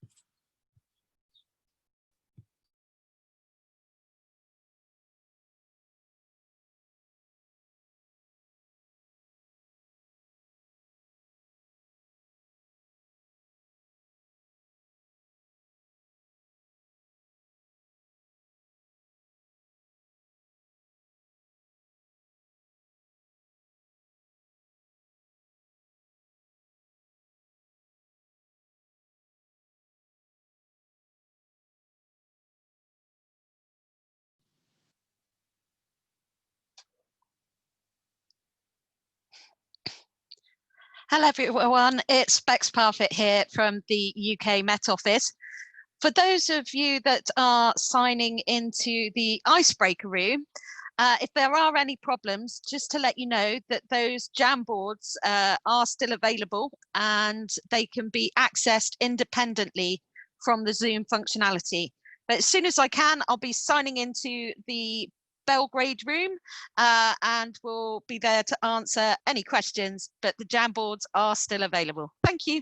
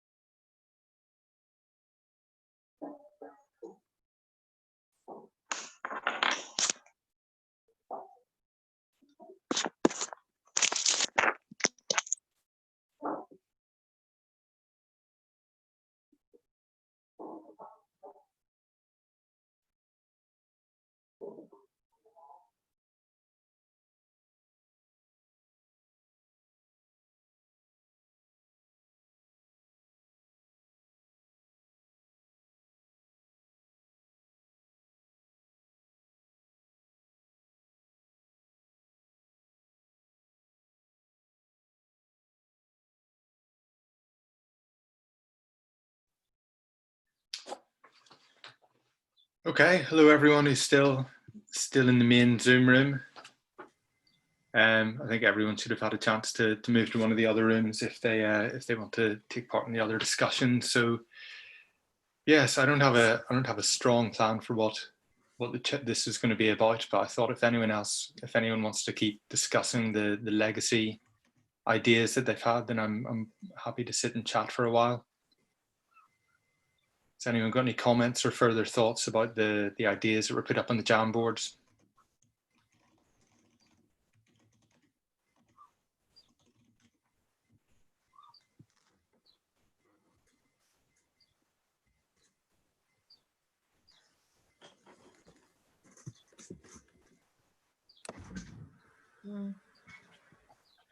Hello, Tyron. This is Petra from the JPI Climate. Hello. How are you doing? First of all, thanks. Very well. It was really an experiment to this first Webstivals. There's Yes. also sort of a fun part in it and an experiment part. In the beginning, it went very quickly, and I think we have to learn from this. But it really, I'm very impressed how that worked. Oh, great. I think for the legacy, I put some notes in there. I think this is really something that is essential to, and we had in JPI Climate, we have grouped also the people also with JPI, with the Climate Europe and other projects in climate services especially, and to see there is a need now, and the time is right to dedicate time to think about the legacy, what is coming next. And I just want to emphasize here, we in JPI Climate, we want to foster this endeavor of ensuring the legacy of Climate Europe and the depending the depending other projects around. So we I just want to emphasize that here, that is one of our core objectives in terms of climate services especially. And yeah, I think there's one thing I just want to launch this here, because we heard also about the series of events that are coming up, and we will all also organize events in the context of the ERA for CS project, and also in the view of the next adaptation conference, the ECHA, that will take place next year in May. What I see here, what Yaro presented, that was really appealing to say that there will be sort of a theme, a day theme, so Climate Thursdays. And I don't know if for you that rang the same bell as for me, that of course we have a Thursday for climate and we have a Friday for climate, so a Friday for future.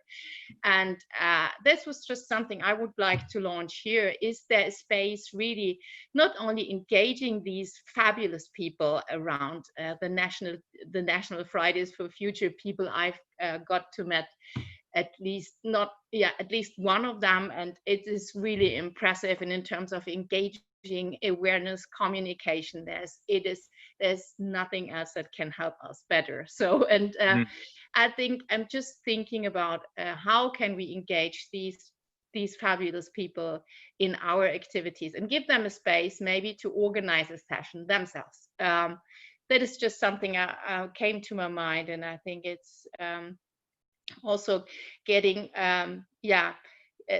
in terms of communication and also justifying work done. I think it would be a great opportunity to engage directly with these people. Maybe it's already done, but just want to launch that here. Yeah, you mean with the Fridays for Future people? Yeah, I'm not sure if we do have that link.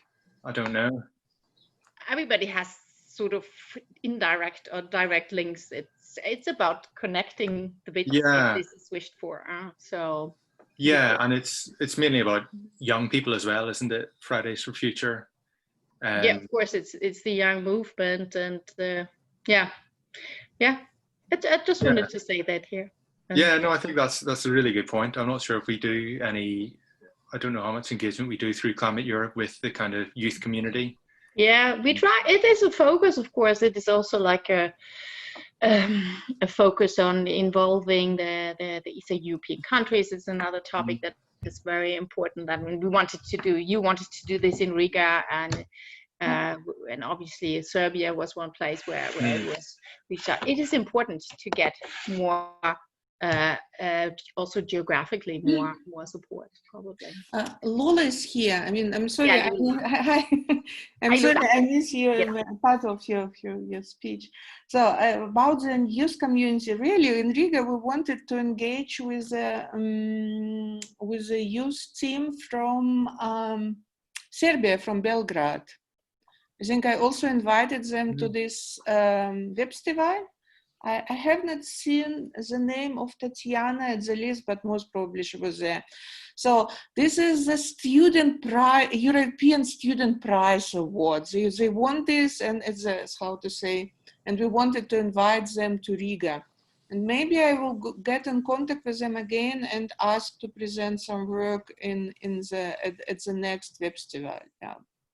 I think that would be an excellent idea. We are still in touch with Sula and these Albanian people, yeah.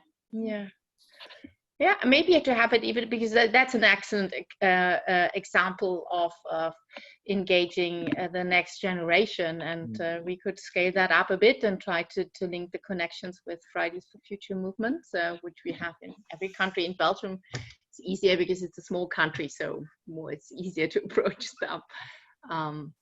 But just Sorry, Vladimir is here from Serbia. Lola. Yeah, it was. Hello. Hello. Hello. Good to see you. Good to hear you. Yeah. Oh yeah. Yes. Lola, Tiana was here in this first session, but I think she's leave now because of something. Tiana is the student that Lola was talking about. Yes. Yeah. She was potentially planned to be involved in this climate festival in Riga. They had a master, most of them are master students and PhD students. They developed the platform on which you can find a nice location to plant the trees. And the name of the portal is a Climate and Forest. So if you want to plant some trees, you can go to that web page, and you can see. Currently, it's only for Serbia. You can see locations where you can plant the trees depending on current infrastructure, current soil condition, current climate, current etc. And they also use the information about the future climate.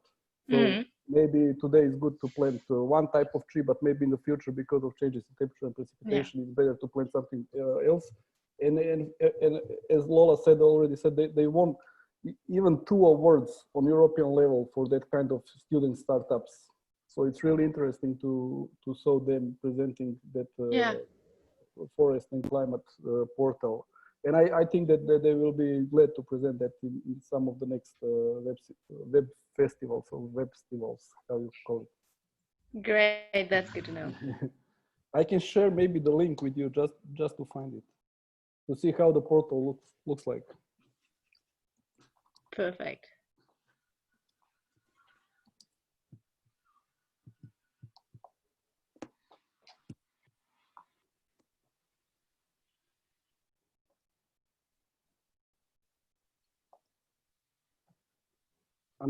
Unfortunately, right now is in Serbian, but I can guide you. Here is the web link.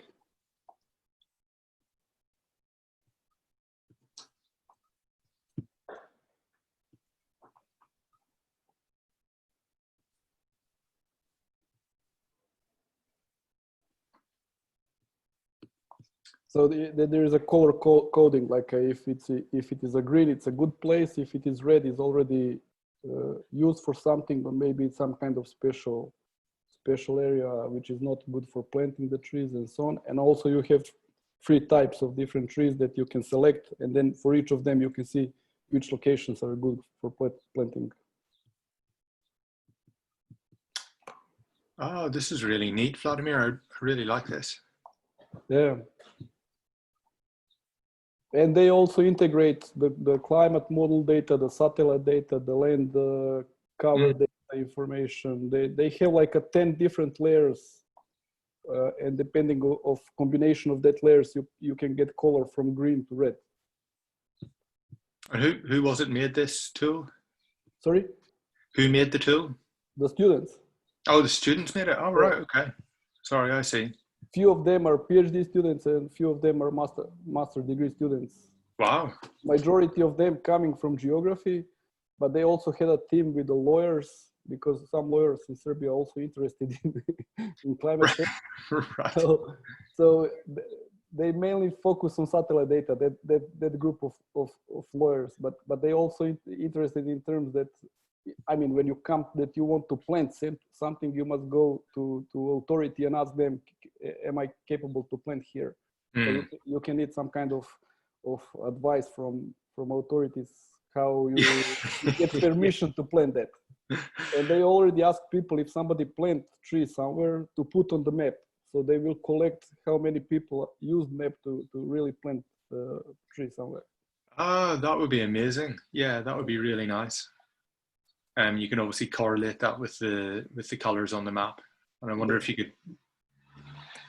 could track new trees that have been planted using the satellite data, and then correlate those new trees plantations with the information on the map. Yeah. Yeah, this is great. Yes, I've seen similar things for crops and for farming and agriculture. This is, it's the first time I've seen it for tree planting. That's really nice. So then I would suggest to invite them to one of the next Webstivals if they can present this nice tool. Because, I mean, we're talking about climate legacy, and I think maybe next festival, it's all Webstivals, it's all kind of legacy. And one idea might be that we can organize some regional sessions, and this activity in Serbia would definitely fit well to the regional session. Oh, yeah. Yeah, definitely. So, Vladimir, can you say Tijana that we are looking forward for your contribution? Okay, yeah, I will contact her. Can you want her? Yeah, because I was one of the guys who encouraged them to do that. Yeah. When they started, they come to me and ask me, "Oh, do you think is it possible or not, or where to find this climate data information about the temperature, precipitation, future projections?" So I was from time to time in contact with them during this development. So I know them well. So I will ask them, of course, and encourage them also to present this. Actually, Tiana told me that they are pretty sad because they was not able to be in face-to-face meeting in Riga. We are also sad, you know. There will be some opportunity. Because they gain a lot of attention from European Commission. I mean, after winning that award, and they spend like 2 or 3 months going from event to event presenting this, and also get some money for this kind of startups, young companies, students, and things like that. At the end, they bought the drone, the professional drone, which is, I don't know what was the cost, but it was professional one, because they want to also monitor some areas using the drone, not just this data that is available, but they want to have some kind of special areas, and they will organize some kind of observational campaigns. So we'll go there and monitor the forest using the drone and sensors on the drone. They have the same sensors that is used for this NDVI observation or things like that.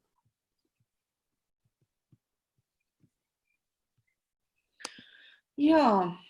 So are there any other people who would like to say something? I see Marcus there, Yaro, Jennifer, Vlad. Are they still there or not, other people? Maybe they took a break or something. Yeah, maybe they've gone to get their lunch. Yeah.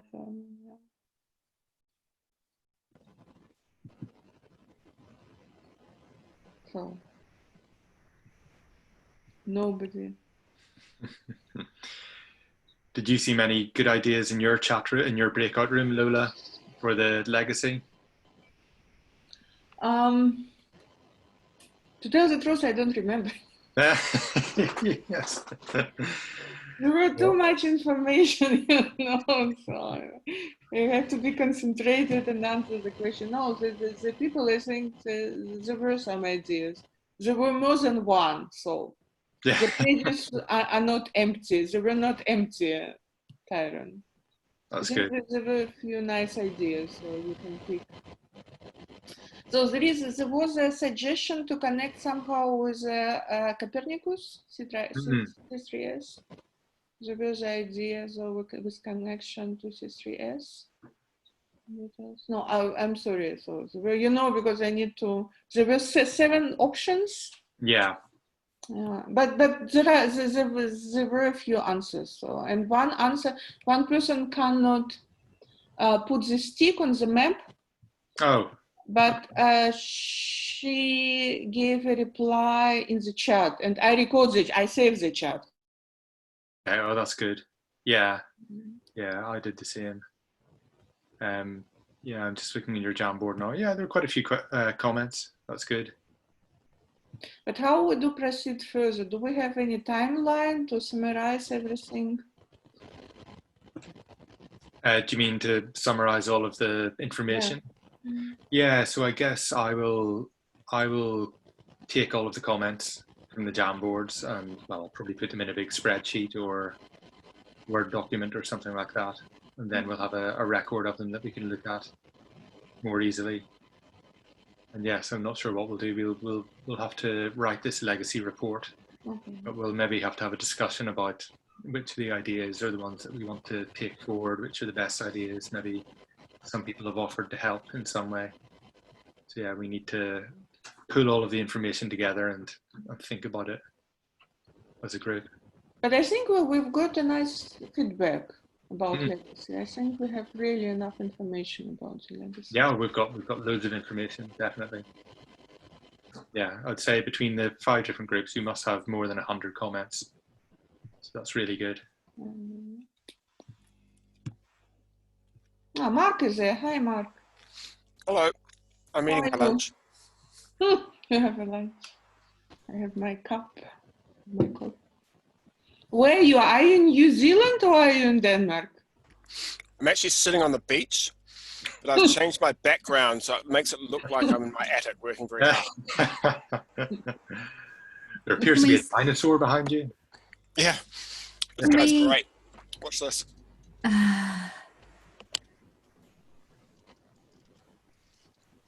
Oh. Oh, dragon. Batteries are flat. No. Oh wait. It roars and it waves its wings, and it's the type of toy that belongs in the attic. Game of Thrones. Yeah. Oh, I was going to ask Mark to show us the beach, but there you go. Oh damn! I gave it away, didn't I? You did a bit. I thought that was very, very well done. Congratulations to everybody who put that together. It worked really, really well.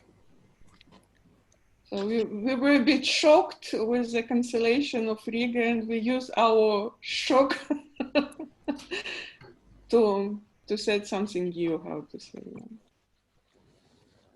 I think the length was good. I think using the interactive tools was really, really good. You can't have it too long, and you can't have too many talks. That was good.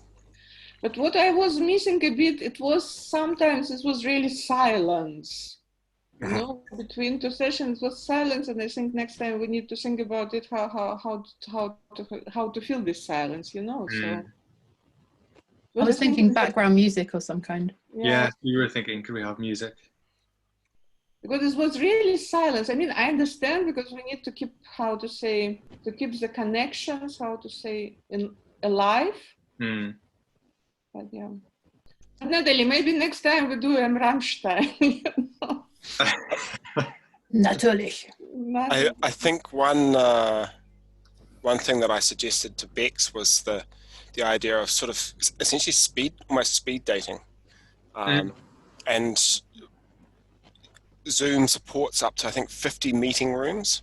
So you could basically just have a session where you split everybody into 50 meeting rooms completely randomly and make people talk to each other for 2 minutes or 5 minutes. Yeah, I think that's a nice idea. So everyone gets maybe 30 seconds to introduce themselves, and then they've got another 2 or 3 minutes to chat. But I see also Bex and Paula how time consuming and how to say how difficult it is to organize all these rooms, and how, you understand what I mean? Because you did now in with 5 rooms, and so the random allocation means you can do it fairly quickly. So this is what's taken us quite a lot of time, is to work out the functionality of Zoom.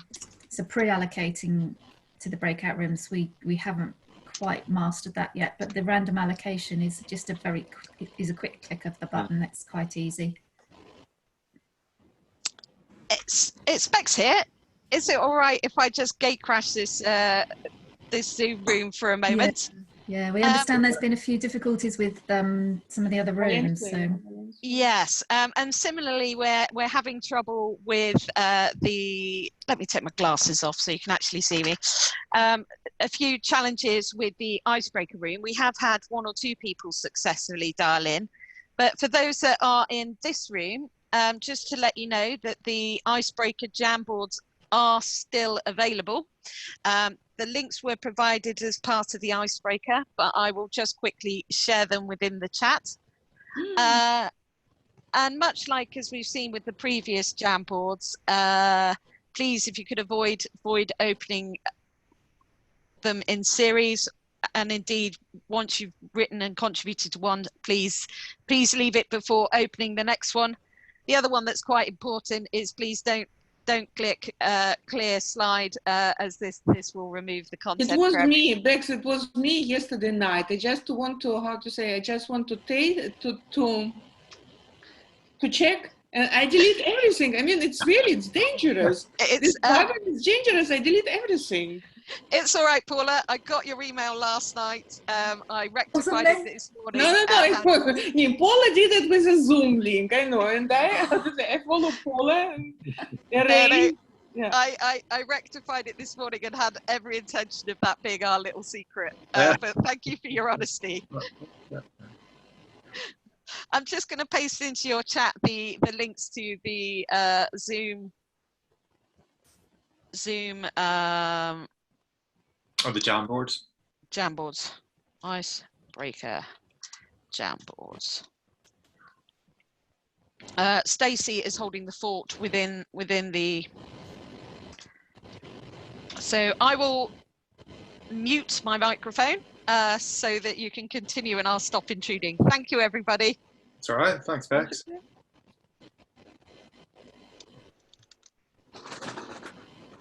Can somebody try to connect Andrea? Try to connect, but we can't hear him.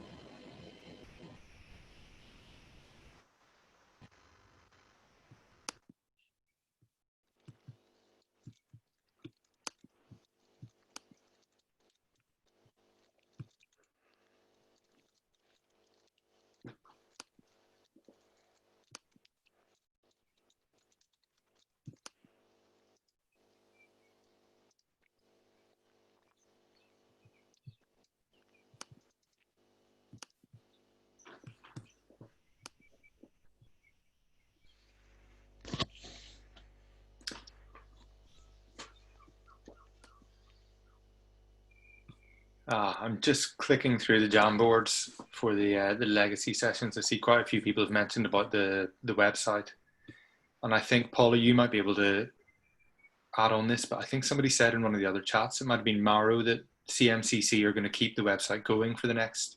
Yeah, it was my Jamboard session that he was contributing to. Yeah, he said they'll be able to host it for 5 years, and I've asked, I don't know if he's responded to my follow-up question, which was, does that include updating it? So I can answer that, and I think the answer is no. So it's purely a holding and keeping the servers open. Okay, so it just that's the one negative. So it's great that they've offered, but that is the one downside. Okay, but at least it's been hosted, so if we could find someone else who's had some resource to maybe update it every now and then.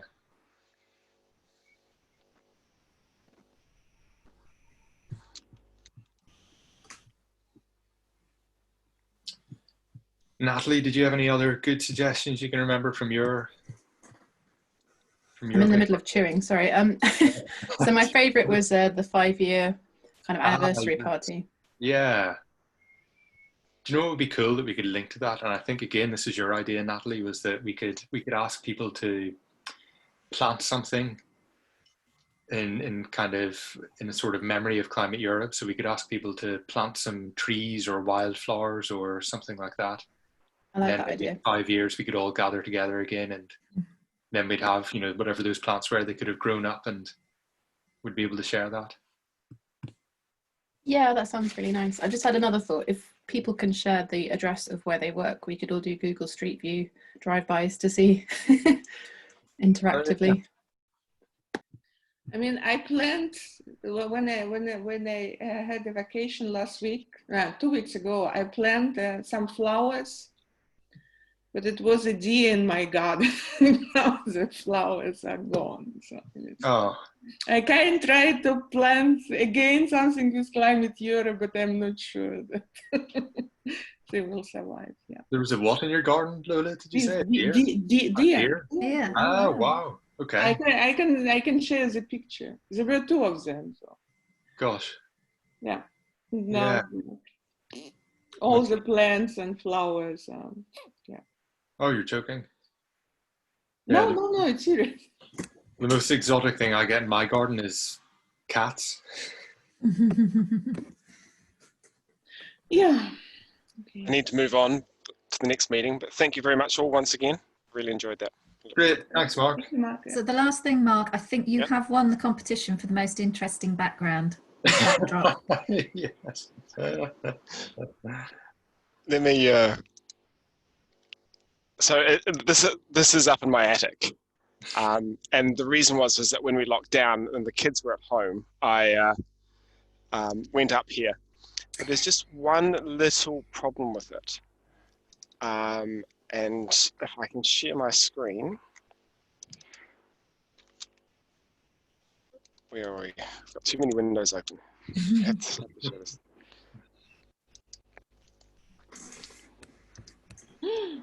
Oh, wow. It's cold. That was the start of lockdown. And now it's on the way towards 30 up here at the moment. Oh my goodness. I would say it's a climate change. Yeah, climate adaptation up there. Yeah. You can. So I've still got these babies lying around. They're very, very useful. Well, they were very useful in March, but now I hope I'm not up here before I need these things again. So. Yes.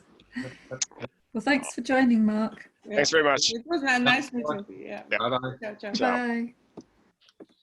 So I will also leave to the next meeting. I will be away next week, but I think it's okay. And then I will be there. So and then I try to make some thoughts about the next festival. Yes, we'll be in touch, Lola. It's probably worth us. Take a rest after this one and then yes. start again in a week.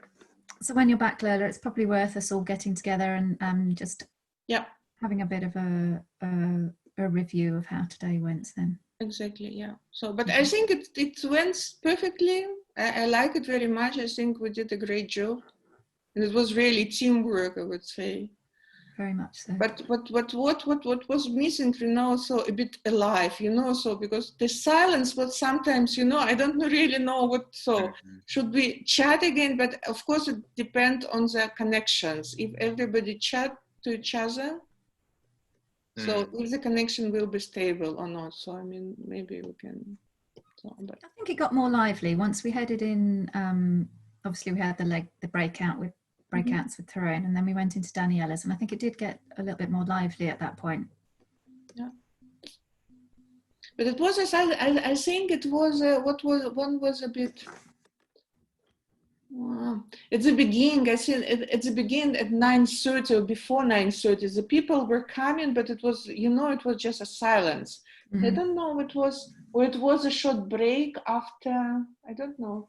It was really silence, and there was, Yeah, okay, we can definitely think about that for the next one. We need to get people to speak up a bit more. So maybe we really just to ask people to talk to each other, because I think that many people know each other and they wanted to say hello or talk to each other. So maybe we just need to allow that the people are just talking to their friends.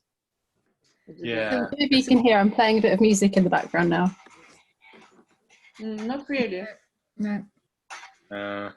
What we could do, Lola, is if people come in and then they want to have a chat with, to another group for 2 or 3 minutes, then I can send them into I can create a breakout for them. So yeah, we'll have to think about it. Okay, sorry, I really need to leave because it's 3. I need to go to the next meeting at 2:00. So thank you very much. Have a good week next week, Lola. Yeah. Speak And to you you soon. too. Bye. Thank you. Bye. Thanks, bye-bye. So I'm not sure how many people are still actively listening. So it says there's 13 of us, but I'm not sure how many people are still listening. Maybe people have moved on. I think I need to go and get some lunch before you fall over. Yeah. Exactly. If you're still here and actively listening, can you and want to carry on, can you click the yes button? Otherwise we'll formally close down. Yeah, I think people are fairly exhausted now, Tyrone. Yeah, I think it's time to officially close the first ever Climateurope Webstival. Groundbreaking stuff. Thanks, everyone. Thanks, Natalie. Yes. Okay. Thank you, everybody, and Thanks, hopefully we'll see you at the next one. Goodbye. Bye. Bye. Bye.